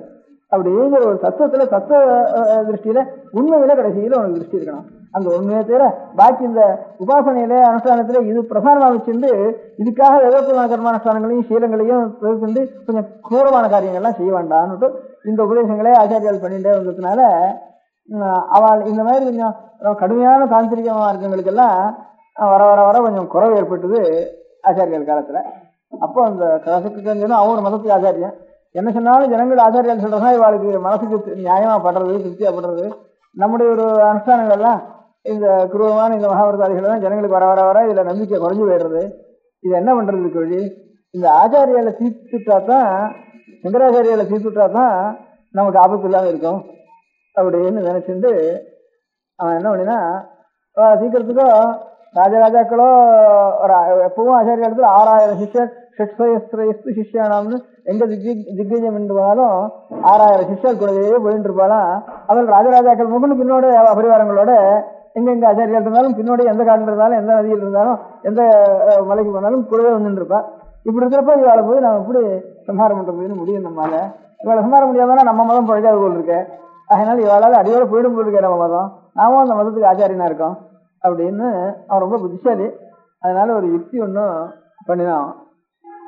தனியா ஆச்சாரியால் இடத்துல இருக்கிறப்போ பக்தன் மாதிரி வந்து ரொம்ப பக்தியோட பிரார்த்தனை பண்ணி, நான் இந்த மதஸ்தான் உண்மையை சொல்லிட்டேன், நிஜமா சொல்லணும் அவள் இடத்துல இந்த மதஸ்தான், அதுக்காக நான் வந்து ஒரு கபாலி ஸ்வரூபமா இருக்க முடியாத ஒரு சுவாமியை நான் இந்த தாந்திரிகமான ஒரு மார்க்கத்துல உபாசிச்சுட்டு அதுக்கு ரொம்ப நாளாக உபாசிச்சுட்டு இருக்கேன். அது பெரிய ஒரு ஹோமம் ஒன்று பண்ணிட்டு இருக்கேன். அவர் எனக்கு பிரத்யட்சமா வரேன்னு சொல்லி சுப்பரத்தில் சொல்லிருக்க. இன்னும் ஒரு யஜ்ஞத்தை ஹோமத்தை பண்ணினியானா அந்த ஹோமத்துக்கு ஒரு நரபலி கொடுக்கணும். இந்த நரபலிங்கிறது ஒரு சிரஸை எடுத்து அறுத்து கொடுக்கணும். அதுக்கு ஹோமம் பண்ணணும். அந்த சிரஸ் ஆறா இருக்கணும்னு கேட்டா அஷ்டமாசித்தியோடு பெற்ற யோகியா இருக்கணும், இல்லை அஷ்டைஸ்வர சம்பந்தனான ஒரு சாம்ராஜ்ய பட்டாபிஷேகமான சக்கரவர்த்தியா இருக்கணும். சக்கரவர்த்தி இடத்துல போய் கேட்டோம்னா நினைக்கிறதுக்குள்ள எந்த அளவு போயிடும். அதனால தாங்களோ மகாபரோபகாரி, உங்களுக்கு தான்கிற சரீராசிமானமே கிடையாது. அதனால இது பிரத்யட்சம் லோகம் முழுக்க தெரியும். அதனால எனக்கு என்னுடைய ஈஸ்வரன் என்னுடைய இஷ்ட தெய்வம் எனக்கு பிரத்யட்சம் இடத்துக்கு தங்களுக்கு கிருப்பை இருந்தானா இந்த சிரஸை நான் கேட்கறது அபசாரம் இருந்தாலும் தேவதா விஷயத்தினால கேட்கறதுனால நீங்க அதை அங்கீகரிப்பேன்னு நினைக்கிறேன். அதனால இந்த சிரஸை எனக்கு கொடுக்கணும்னுட்டு ஆச்சாரியாண்டத்தில் வந்து தனியா நமஸ்காரம் பண்ணி அவரோட ஒத்துரும் இல்லாத சமயத்துல இப்படியே ரொம்ப நாள் எதிர்பார்த்து பிரார்த்திச்சுட்டு அப்படி கேட்டான். வந்து நான் இது இந்த எலும்பு தலையில இதெல்லாம் ஒண்ணுக்கும் உபயோகம் இல்லைன்னு நினைச்சேன். ஒருத்தனுக்கு பெரிய லாபத்துக்கு உபயோகமா இது கிடைக்க முடியாத சந்தர்ப்பம் எனக்கு வந்துதா? என்னைக்கானு தானாவது உருண்டுதான் போக போறது, இங்கே கீழே போயிட போறது கொடுக்குறப்போ இப்போட பிரயோஜனத்தோட ஒண்ணு கிடைக்க முடியாத சந்தர்ப்பம் எனக்கு நேர்ந்துதா அப்படின்னு ஆச்சாரியால் ரொம்ப சந்தோஷப்பட்டு. ஆனா ஒரு சமாச்சாரம், நான் பேசிட்டு இருக்கிறப்போ நீ தான் எடுத்தியானா ஆள் வந்துருவான், அவனுக்கு ஒன்றும் காரியம் நடக்காது, அதுக்கு நான் ஒரு யுக்தி பண்றேன். அதனால இந்த சமயத்துல வா. அந்த சமயத்தில் நான் ஒத்துரும் இல்லாம அந்த சமயத்தில் நான் வந்து என்னுடைய சரீரத்தில் எடுத்துட்டு போறதுனா அப்பவும் நான் சமாதி நிஷ்டையிலே இருக்கேன். என்ன எனக்கும் கடைசி காலத்தில் இருக்கிறது முறைக்கு எதுக்கு இருந்தாலும் அஞ்சு காலத்துல சமாதி நிஷ்டையில் இருக்கணும்னு சாஸ்திரம். அந்த முறையில் நான் இருக்கேன். உனக்கும் வேற இடத்துலையும் வர வேண்டாம்னு சொல்லிடுறேன் அந்த சமயத்துல. அதனால நீ மாத்திரம் வா, அவன் வந்தா மாத்திரம் அவனை உள்ள அனுப்புன்னு சொல்றேன். ரகசியமா வந்து சேரு. அப்போ தனியா மறைச்சி வச்சுட்டு அந்த கத்தி எடுத்து என்னுடைய சிரத்தை எடுத்துட்டியானா அப்போ நீ எடுத்துட்டு உனக்கு ஒரு தேவதா பிரசாதம் எடுக்கிறதுக்கு என் தலை என்னுடைய ஒரு மாம்சம் உபயோகப்படுறதுன்னா, ஒரு அஸ்தி எலும்பு உபயோகப்படுறதுன்னா, மண்டையோடு உபயோகப்படுறதுன்னா இதை காரணம் பெரிய காரியம் உண்டா. அந்த மண்டபத்தை வச்சுட்டு அப்புறம் நான் கபாலத்தை வச்சுட்டு நான் சஞ்சாரம் பண்றேன் அப்படின்னுட்டு கொஞ்சம் ரொம்ப ஆனந்தம் அப்படின்னுட்டு இப்படி உபயோகப்படுறதானே எடுத்துக்கோப்பா அப்படின்னு சொல்லிட்டு போயிட்டா. அதே மாதிரி அவன் வந்துட்டான். இவன் உட்காந்துருந்தா ஒரு நதி தீரத்துல ஒரு ஏகாந்த ஸ்தானத்துல உட்காந்துருந்த உடனே அவன் வந்து இங்க இருந்து தலையை கத்தி தலையை வெட்டுறதுக்கு ஆரம்பிச்சான்.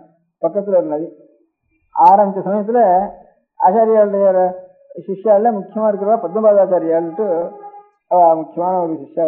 அவளுக்கு ஆச்சாரியாளுடைய பக்திக்கு ஈடே கிடையாது, அவ்வளவு பக்தி அவளுக்கு. அதனால பத்மபாதாள்னு பேர் வந்ததுக்கே காரணம் அவளுக்கு. அவளுக்கு அந்த பத்மபாதாள்னு பேர் வந்ததுக்கு காரணம் ஆச்சாரியால் ஒரு இடத்துல 2 பேர் ஸ்நானத்துக்கு போயிருந்தா கங்கையில. ஒரு நாளைக்கு கங்கையில ஆச்சாரியால் இப்படியே என்னவோ நீங்கிறாவது ஸ்நானம் பண்றாவது முன்னிட்டு கங்கையோட அக்கறைக்கு போயிட்டா. வஸ்திரத்தை வச்சுட்டு இக்கரையில இருந்தேன். அக்கறையில இருந்து ஜாடை காட்டி, அப்ப நான் ஸ்நானம் பண்ணிட்டேன், ஈரவத்தோட இருக்கேன், தான் இங்க வா வேஷ்டி எடுத்துக்கிறாங்க. திடீர்னு நினைச்ச உடனே அது நதியோ மகாப்பிரவாகமா போறது. ஆச்சாரியால் வேடிக்கை ஆசக்தினால நீஞ்சின்னு போற மாதிரி அப்படியே போயிட்டா. ஈரத்தோடு இருக்கேன், சட்டுன்னு வஸ்திரத்தை எடுத்துட்டு வரேன்னா இதே வஸ்திரம் நனைஞ்சு போயிடாதா, நீஞ்ச முடியுமா, நீஞ்சி வரதானாலும் சரி, நீஞ்சக்கூடிய இடமாவும் இல்லை. ஆச்சாரியால் எப்படியோ வேடிக்கையா போயிட்டா, ஒரு சித்தினால போயிட்டாவா. உடனே அதெல்லாம் ஒண்ணுமே யோசிக்கல, கூப்பிட்டாலும் இல்லையா சரின்னு ஜலத்துல இது கரையை இடம் ஜலம் இதெல்லாம் நினைக்காம சட்டுன்னு கரையில் நடக்கிற மாதிரி விட்டு ஓடுறதுக்கு ஆரம்பிச்சு ஆச்சாரியா பத்மபாதாச்சாரியால் மடி எடுத்துட்டு ஓடின உடனே இப்பேற்பட்ட ஒரு குருபக்திய இது நதியா இது கங்கையா அந்த நினைவே இல்லை. அங்க இருந்து ஆச்சாரியால் கூப்பிட்டாலே போக வேண்டியது அந்த ஞாபகத்தோட போனேன். அப்புறம் இவ்வளவு பக்தியோட போறாருன்னுட்டு கங்காதேவி ஒவ்வொரு தாமரை புஷ்பத்தை காலில் வச்சு வச்சு வச்சு வச்சு கிட்டு ஒரு தாமரை புஷ்பம் இருக்கிற மாதிரி இருந்து அப்படியே கொண்டு அங்கே கொண்டு சேர்த்துட்டுதுன்னு அதெல்லாம் பத்மபாதாள்னு அவளுக்கு அது ஆச்சாரிய பக்திக்காகவே அந்த பேர் ஏற்பட்டவன். அந்த பத்மபாதாச்சாரியார் அங்கே இருந்துட்டு இருந்த ஸ்நானம் பண்ணிட்டு இருந்த. ஸ்நானம் பண்ண உடனே அவளுக்கு இதெல்லாம் தெரியாது, இந்த சமாச்சாரம். இவன் இந்த மாதிரி கத்தி எடுத்துட்டு ஆச்சாரியால் தனியாக அவள் இருந்தாலும் பேசிட்டு இந்த மாதிரி உக்குமுத்து பண்ணிட்டு இந்த மாதிரி ஆச்சாரியாளுடைய ஒரு சரீரம் இதோட போயிடு போகிறது லட்சணத்தோடன்னுட்டு ஒருத்தருக்கும் தெரியாது, அவருக்கும் தெரியாது. என்னமோ ஒரு ஆவேசம் வந்து அவருக்கு ஒரு ஆவேசம் வந்த உடனே அங்கேருந்து ஹோர்னு ஒரு சத்தம் போட்டுட்டு அங்கேருந்து ஓடி வந்தாருங்க. இவன் கத்தி எடுத்து போட போற சமயத்துல திடீர்னு வந்தா வந்து அவன் அப்படியே கிழிச்ச. இதனால கிழிச்சா என்ன சமாச்சாரம்னு தெரியாது. அப்படியே கிழிச்சு கீழே கிடக்கான். கத்தி கையில இருக்கு. அவனுடைய ஹிருதயம் அப்படியே ஹிரண்யகசிபு கிழிச்ச மாதிரி அப்படி கிழிச்சு கீழே கிடக்கான். இந்த கீழே கடந்துட்டு ஹான்னு அட்டகாசம் பண்ணிட்டு இருந்துட்டு இருக்கா. அந்த சமயத்துல ஒரே அட்டகாசம், நரசிம்மனுடைய அட்டகாசம் நடந்துட்டு இருக்கு. அப்போ ஆச்சாரியார் சமாதியெல்லாம் உட்காந்துருக்காரு. அந்த நினைவே இல்லாம இருக்கணும்னு இப்போ ஏற்பட்ட ஒரு சாட்சாத் பகவானுடைய ஆவேச அட்டகாசம் கேட்ட உடனே ஆச்சாரியாருக்கு விழிப்பு வந்த உடனே இது யாரா இருக்கான்னா இவன் கிழிச்சு கிடக்கான், கத்தியை தூக்கி கிடக்கான். இந்த பத்மபாதாச்சாரியார் வந்து ஒரு அட்டகாசம் பண்ணிட்டு தன்னுடைய நினைவு இல்லாம இப்படி இருக்கேன். இது என்னடா அது, என்ன சமாச்சாரம் ஒன்றும் தெரியலேன்ட்டு சொல்லி சுவாமி நரசிம்மனுடைய ஒரு ஆவிர்வாவம் இங்கே ஏற்பட்டிருக்காப்புன்னு உடனே ஸ்தோத்திரம் பண்ணி உடனே சாந்தப்படுத்தி என்ன பண்ணிவிட்டேன். சரி, அவருக்கு ஒன்றும் தெரியல, இப்படி ஒரு இது கிழிச்சு எடுத்து உடனே கண்ணனே வந்த உடனே சாந்தமான உடனே நமஸ்காரம் பண்ணி ஆச்சாரியன், என்னடா இது, என்ன சமாச்சாரம், என்ன நீ பண்ணினேன், எனக்கு ஒன்றும் தெரியலையே. நான் இதில் என்ன நதியில் வந்து ஸ்நானம் பண்ணிட்டு இருந்தேன், எனக்கு ஒன்றும் தெரியல, இங்கே பார்க்குறேன் இந்த மாதிரி எல்லாம் கிடக்கு, எனக்கு ஒன்றும் தெரியல. நீ என்ன இங்கேயாவது உபாசனை பண்ணியா, எங்கேயாவது நரசிம்மசுவாமியான இப்போ பிரத்யட்சம் வந்தாலே இந்த அட்டகாசனாலையும் இந்த கீர்த்தனாலையும் தெரியுது. நீ ஏன் நரசிம்மனுடைய உபாசனை எங்கேயாவது பண்ணினியானே, எங்கே பண்ணினேன், என்ன சமாச்சாரம். நான் ஒன்றும் எனக்கு வந்து ஒரு உபாசனை பண்ணினேன், ஞான மார்க்கத்தில் தானே உனக்கு இது பண்ணினேன், தத்துவ விசாரமும் ஆத்மனிஷ்டையும் அதுதானே பண்ணிட்டு இருக்கேன் நீ. அதனால தத்துவ விசாரியும் ஆத்மனிஷ்டையும் தானே இப்போ பண்ணிட்டு இருக்கேன், வேற உபாசனையா ஒரு தேவதைகளுடைய சாநித்தியமா இதெல்லாம் உனக்கு வந்ததா தெரியலையே, நீ எங்கே பண்ணினேன், இதுக்கு நீங்க விவகாரம் பண்ணிருக்கியா அப்படின்னு. இல்லையா, நான் இங்கே சன்னிதானத்துக்கு நான் வந்து சேர்றதுக்கு முந்தி பால்யத்தில் எனக்கு 60 நரசிம்ம மந்திரம் உபதேசம் பண்ணினா, எனக்கு அதெல்லாம் இப்போ ஒன்றும் தெரியல. நரசிம்ம மந்திரம் ஒரு காலத்தில் உபதேசம் பண்ணினா, இந்த நரசிம்ம மந்திரத்தை உபதேசம் பண்ணிட்டு அதை சித்தி பண்ணிக்கணும், அந்த மந்திர சித்தி புரஸ்கரணம் பண்ணணும் அப்படின்னு எனக்கு ஒரு அபிப்பிராயம் ஆர்வம் தெளிவாக சொன்னான். இருந்தாலும் அவனுக்கு நல்லது அப்படின்னு சொன்னான். அதுக்கப்புறம் எங்கே பண்ணுறதுன்னா, தனியாக இருக்க முடியாத காட்டில் போய் நீ இந்த மந்திரத்தை ஆவர்த்தி பண்ணணும், ஜபம் பண்ணணும். அந்த மாதிரி ஒரு காட்டில் இருந்து ஜபம் பண்ணினா ஏகாந்தத்தில் பண்ணினா சுவாமி வந்து பிரத்யட்சமாகிடுவார் அப்படின்ட்டு சொன்னான். அதுக்கு வேறு நான் வந்து ஒரு மலைக்கு போனேன். இந்த அகோபலம் ஒரு மலையான இது இல்லை, இந்த அகோபலம் பிரசிம்மன் இருக்க மலை, அந்த மலையெல்லாம் இருக்கும். ஆச்சாரியால் வந்து பிரகார பிரவேசம் பண்ணுற காலத்துலையும் இந்த அகோபல குகையில் தான் வச்சுட்டு போனாங்க. அதுலேருந்து லட்சுமி சும்மா மலை ஏகராஜனங்கிறது இந்த அகோபல நரசிம்மன், அகோபல நரசிம்மன் ஆச்சாரியால் சரித்திரத்தில் உள்ள சில புராண வாக்கியங்களில் அகோபல நரசிம்மத்தில் இந்த பிரதிஷ்டை பண்ணினாள்னு யந்திரோத்தாரணங்கள்லாம் பண்ணினாள்னு கூட இருக்கு ஆச்சாரியார். ஏன்னா அந்த இடத்துல வந்து நரசிம்ம மலை இது இங்கே கடம்பு ஜில்லாவில் இருக்கு, அது இருந்தாலும் இருக்கலாம். அந்த இடத்துல நான் மலையில் போனேன். போனால் இப்படியே உட்காந்துருந்தேன், ஜபம் பண்ணிட்டு கண்ணை பண்ணிட்டு தவசு பண்ணிட்டு உட்காந்துருந்தேன். ஜபத்தை பண்ணிட்டு அந்த மலையில் ஒரு அந்த மலை வேடம் தான். அந்த மலை வேடம் வந்து என்னையாவது நீ நாட்டில் இருக்கிற பாப்பா, இங்கே வந்து இங்கேருந்து வந்து தனியாக உட்காந்துருக்க, இங்கே உனக்கு என்ன ஆகாரம் வேணும், எனக்கு என்ன வேலை இங்கே, எங்களுக்கு என்ன, நாங்கள் தான் அதை அம்பு போட்டு கொஞ்சம் பிராணிகளை கொண்டு வந்து நாங்கள் சாப்பிட்டு இருக்கோம். நீ அதெல்லாம் ஒன்றும் பண்ணாதவன், இங்கே என்ன வேலை உனக்கு, உனக்கு சாப்பாடு அங்காப்படாதா, இங்கே எனக்கு வந்து உட்காந்துருக்கேன் அப்படின்ட்டு கேட்டேன். எதுவும் சொல்லு, நான் இந்த மலைகளுக்கெல்லாம் நான் தான் எதுவானா அப்படின்னு என்னை வந்து கேட்டான். கேட்ட உடனே அப்போ நான் நரசிம்மத்தினுடைய ஒரு பிரத்யட்சமாகணும்ட்டு நேராக நரசிம்மத்தினுடைய தரிசனம் கிடைக்கணும்னு பார்க்கணுங்கிறதுக்காக இந்த இடத்துல போகணும்னு பெரியவாள்லாம் சொன்னான். அதனால நான் வந்து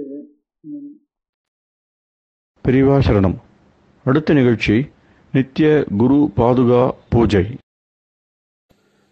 शुक्लाम्भरधरं विष्णुं शशिवर्णं चतुर्भुजं प्रसन्नवदनं ध्यायेत् सर्वविघ्नोपशान्तये। ममोपात्त समस्त दुरितक्षयद्वारा श्री परमेश्वर प्रीत्यर्थं गुरुप्रसाद सिद्ध्यर्थं गुरुप्रीत्यर्थं गुरुपादपूजाम् अद्य करिष्ये। गुरुब्रह्मा गुरुर्विष्णुर्गुरुर्देवो महेश्वरः गुरुः साक्षात् परब्रह्म तस्मै श्रीगुरवे नमः। अपारकरुणा सिन्धुं ज्ञानदं शान्तरूपिणं श्रीचन्द्रशेखरगुरुं प्रणमामि मुदान्वहम्। सदाशिवसमारम्भां शङ्कराचार्यमध्यमाम् अस्मदाचार्यपर्यन्तां वन्दे குருபரம்பராம். எல்லோரும் குருவை பெரிவாளை தியானம் பண்ணிண்டு அர்ச்சனை பண்ணுவோம். அஷ்டோத்திரம். பெரியவா அஷ்டோத்திரம் பல அஷ்டோத்திரங்கள் இருக்கு. அதுல எளிமையா சுலபமா எது இருக்கோ அதை நான் இப்ப சொல்றேன். எல்லோரும் இதை கேட்டுண்டு திருப்பி சொல்ல முடிஞ்சுபா சொல்லி சொல்லி பெரிவாளுக்கு பாதத்துல ஒரு புஷ்பத்தை அர்ச்சனை பண்ணலாம். ஓம் ஸ்ரீ காஞ்சி காமகோட்டி பீடாதீஸ்வராய நமஹ. ஸ்ரீமத் சந்திரசேகரேந்திர சரஸ்வதி குருभ्यो நமஹ. சந்நியாசாஸ்ரமசிகராய நமஹ. காஷாய தண்டதாரிணே நமஹ. सर्वपीठापहारिणे नमः. स्वामिनाथ गुरवे नमः. करुणासागराय नमः. जगदाकर्षण शक्तिमते नमः. सर्वचराचर हृदयस्थाय नमः. ओम भक्तपरिपालक श्रेष्ठाय नमः. धर्मपरिपालकाय नमः. श्री जयेन्द्र सरस्वत्याचार्याय नमः. श्री विजयेन्द्र सरस्वती पूजिताय नमः. शिवशक्ति स्वरूपाय नमः. भक्ताभीष्टप्रदायकाय नमः. ब्रह्मण्य पोषकाय नमः. ब्रह्म विष्णु शिवैक्य स्वरूपाय नमः. कांची क्षेत्रवासाय नमः. कैलाश शिखरवासाय नमः. स्वधर्म परिपोषकाय नमः. चातुर्वर्ण संरक्षकाय नमः. लोकरक्षण संकल्पाय नमः. ओम ब्रह्मनिष्ठापराय नमः. सर्व पापहराय नमः. धर्मरक्षक संतुष्टाय नमः. भक्तार्पितधन स्वीकर्त्रे नमः. सर्वोपनिषत् सारज्ञाय नमः. सर्वशास्त्रगम्याय नमः. सर्वलोकपितामहाय नमः. भक्ताभीष्टप्रदायकाय नमः. ब्रह्मण्यपोषकाय नमः. नानाविधपुष्पार्चितपताय नमः. रुद्राक्षक्रीडधारिणे नमः. भस्मोद्धूलितविग्रहाय नमः. सर्वज्ञाय नमः. सर्वचराचरव्यापकाय नमः. अनेक शिष्य परिपालकाय नमः. मनश्चाञ्चल्य निवर्तकाय नमः. अभयहस्ताय नमः. भयापहाय नमः. यज्ञपुरुषाय नमः. यज्ञानुष्ठान रुचिप्रदाय नमः. यज्ञसम्पन्नाय नमः. यज्ञसहायकाय नमः. यज्ञफलदाय नमः. यज्ञप्रियाय नमः. उपमानरहिताय नमः. स्फटिक तुलसी रुद्राक्ष हारधारिणे नमः. चातुर्वर्ण समदृष्टये नमः. ऋग्यजुस्साम अथर्वणादि चतुर्वेद संरक्षकाय नमः. दक्षिणामूर्ति स्वरूपाय नमः. जाग्रत् स्वप्न सुषुप्ति अवस्थातीताय नमः. कोटि सूर्यतुल्य तेजोमय शरीराय नमः. साधुसंग संरक्षकाय नमः. अश्वगज गोपूजा निर्वर्तकाय नमः. गुरुपादुक पूजातुरन्तराय नमः. कनकाभिषिक्ताय नमः. स्वर्ण बिल्वदल पूजिताय नमः. சர்வஜீவ மோக்ஷதாய நமஹ. மூகவாக்தான நிபுணாய நமஹ. நேத்ர தீக்ஷாதானாய நமஹ. துவாதசலிங்க ஸ்தாபகாய நமஹ. கானரசப்பிரியாய நமஹ. ब्रह्मज्ञानोपदेशकाय नमः. सकलकलासिद्धिताय नमः. चातुर्वण्यपूजिताय नमः. अनेकभाषासम्भाषणकोविताय नमः. अष्टसिद्धिप्रदायकाय नमः. ॐ श्री शारदामठसुस्थिताय नमः. नित्यान्नदानसुप्रीताय नमः. प्रार्थनामात्रसुलभाय नमः. पादयात्राप्रियाय नमः. नानाविधमतपण्डिताय नमः. श्रुतिस्मृतिपुराणज्ञाय नमः. देवयक्षकिन्नरकिम्पुरुषपूज्याय नमः. श्रवणानन्दकरकीर्तये नमः. दर्शनानन्दाय नमः. अद्वैतानन्दभरिताय नमः. अव्याचकरुणामूर्तये नमः. शैव वैष्णवादिमान्याय नमः. श्रीशङ्कराचार्याय नमः. दण्डकमण्डलोहस्ताय नमः. वीणामृदङ्गसकलवाद्यनाथस्वरूपाय नमः. रामकथारसिकाय नमः. वेदवेदाङ्ग आगमादिसकलकलासतस्प्रवर्तकाय नमः. हृदयगुहाशयाय नमः. शतरुद्रीयवर्णितस्वरूपाय नमः. केदारेश्वरनाथाय नमः. अविद्यानाशकाय नमः. निष्कामकर्मोपदेशकाय नमः. लघुभक्तिमार्गोपदेशकाय नमः. लिङ्गस्वरूपाय नमः. सालग्रामसूक्ष्मस्वरूपाय नमः. कालड्यां शङ्करकीर्तिस्तम्भनिर्माणकर्त्रे नमः. जितेन्द्रियाय नमः. शरणागतवत्सलाय नमः. श्रीशैलशिखरवासाय नमः. डमरुकनादविनोदाय नमः. वृषभारूढाय नमः. दुर्मदनाशकाय नमः. आभिचारिकदोषहर्त्रे नमः. मिताहाराय नमः. मृत्युविमोचकशक्त्याय नमः. श्रीचक्रार्चनतत्पराय नमः. दासानुग्रहकारकाय नमः. अनुराधानक्षत्रजाताय नमः. सर्वलोकख्यातशीलाय नमः. वेङ्कटेश्वरचरणपद्मषट्पदाय नमः. श्री महात्रिपुरसुन्दरी समेत श्री चन्द्रमौलीश्वरपूजाप्रियाय नमः. श्रीमच्चन्द्रशेखरेन्द्र सरस्वती सद्गुरु परब्रह्मणे नमः. गुरुभ्यो नमः. परमगुरुभ्यो नमः. परमेष्टिगुरुभ्यो नमः. परात्परगुरुभ्यो नमः. गुरुपरम्पराभ्यां नमः. गुरुपादुकाभ्यां नमो नमः. அடுத்தது ஊதுபத்தி இருந்தா அதை காமிச்சு தூபம், நெய் தீபம் இருந்தா காமிச்சு அதை நெய் தீபம் தீபம் காமிச்சுட்டு நைவேத்தியம். நைவேத்தியம் வெத்தலைப்பாக்கு பழம் இதுலேருந்து ஆரம்பிச்சு அவளுக்கு எது சௌரியமோ அதுபடி நைவேத்தியம் பண்ணலாம். அதுக்கு அடுத்தது கற்பூர ஹாரத்தி பண்ணி எல்லோரும் பிரதட்சிண நமஸ்காரம் பண்ணி பெரியவாள்கிட்ட பிரார்த்தனை பண்ணிண்டு எல்லோரும் க்ஷேமமா இருக்கணும், லோகம் பரம மங்களமா சௌக்கியமா இருக்கணும், எல்லோரும் வியாதி வெக்க இல்லாத ஆயுராரோக்கிய ஐஸ்வர்யத்தோட சாந்தம் அமைதியோட ஞான வைராக்கியத்தோட எல்லோரும் நல்லவர்களாயிருந்து நன்மையை அடையணும்னு பிரார்த்தனை பண்ணி இந்த பூஜையை தினம் செய்யலாம். குரு பிரம்மா குருர் விஷ்ணுர் குருர் தேவோ மகேஸ்வரः குரு சாட்சாத் பரபிரம்ம தஸ்மை ஸ்ரீ குரவே நமः. அபார கருணா சிந்தும் ஞானதம் சாந்தரூபிணம் ஸ்ரீ சந்திரசேகர குரும் பிரணமாமி முதான்வகம்.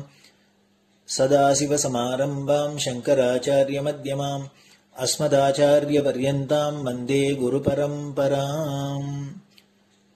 குரு பாத பூஜை நிறைவடைஞ்சது. பெரியவா சரணம். திருச்சிற்றம்பலம். நிலை பெறுமாறு எண்ணுதியேல் நெஞ்சே நீவா, நித்தலும் எம்பிரானுடைய கோயில் புக்கு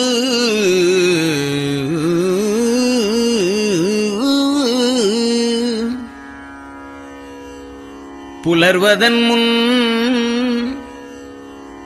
அலகிட்டு மெழுக்குமிட்டு பூமாலை புனைந்து ஏத்தி புகழ்ந்து பாடி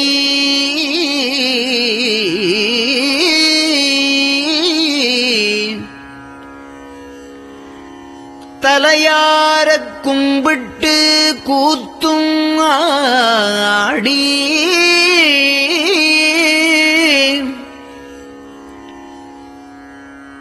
சங்கரா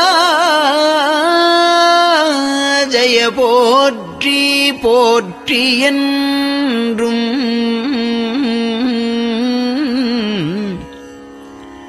அலைபுனல் சேர் செஞ்சடையம் ஆதி என்றும் ஆரூரா என்றென்றே அலரானில்லே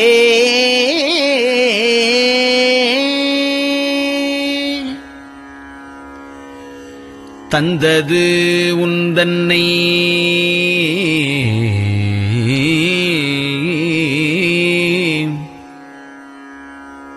கொண்டது எந்தன்னை சங்கரா ஆர்கோலோ சதுரர் அந்தம் ஒன்றில்லா ஆனந்தம் பெற்றேன். யாது நீ பெற்றது ஒன்று என்பால் சிந்தையே கோயில் கொண்ட எம்பெருமான் திருப்பெரும் துறையுரை சிவனே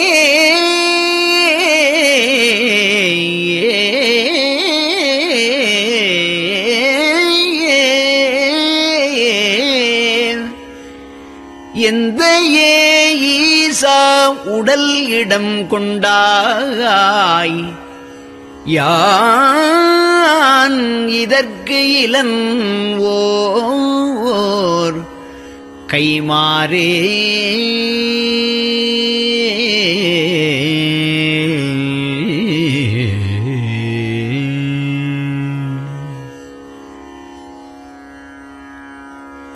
அன்னநடையார்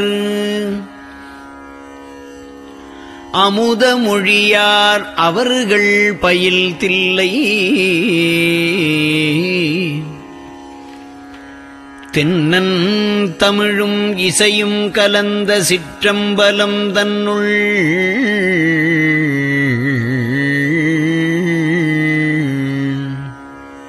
பொன்னும் மணியும் நிறந்த தலத்து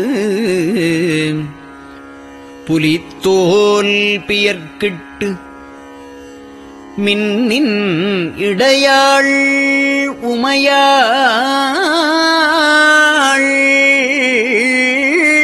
காண விகிர்தன்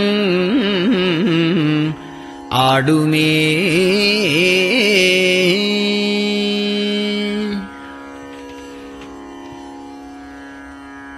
நெட்டையிலா உடல் நீத்து என்னை ஆண்ட நிகரிலா வண்ணங்களும்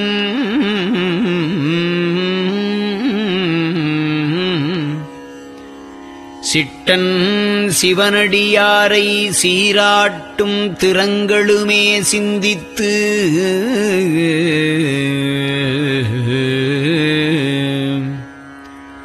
அட்டமூர்த்திக்கு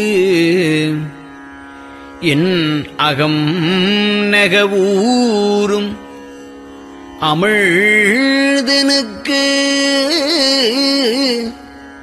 ஆலநீழற்பட்டனுக்கு என்னை தன்பாற்படுத்தானுக்கே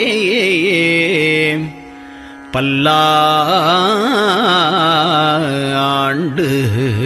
குருதுமே.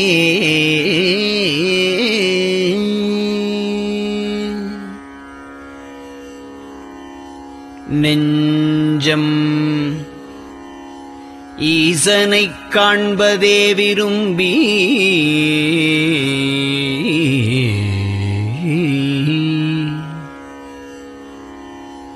நிரந்தரம் திருவாக்கினில் நிகழ்வது அஞ்செழுத்துமே ஆக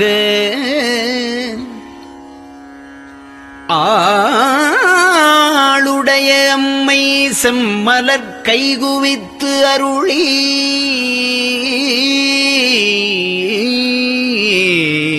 தஞ்சமாகி அரும் தவம் புரிய தரிப்பரே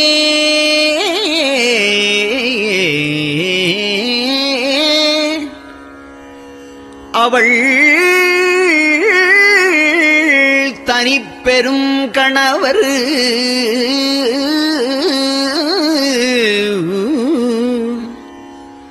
வஞ்சம் நீக்கிய மாவின் மூலத்து வந்து தோன்றினார் மலைமகள் காண.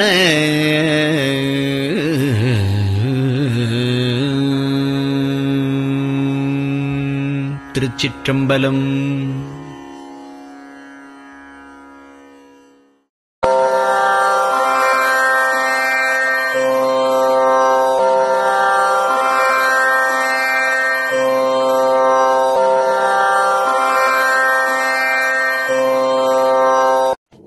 பெரியவா சரணம். பெரியவா வானொலியின் காலை நிகழ்ச்சிகள் இத்துடன் நிறைவடைகின்றன. எமது அடுத்த ஒளிபரப்பு இன்று மாலை இந்திய நேரப்படி 6 மணிக்கு துவங்கும். பெரியவா சரணம்.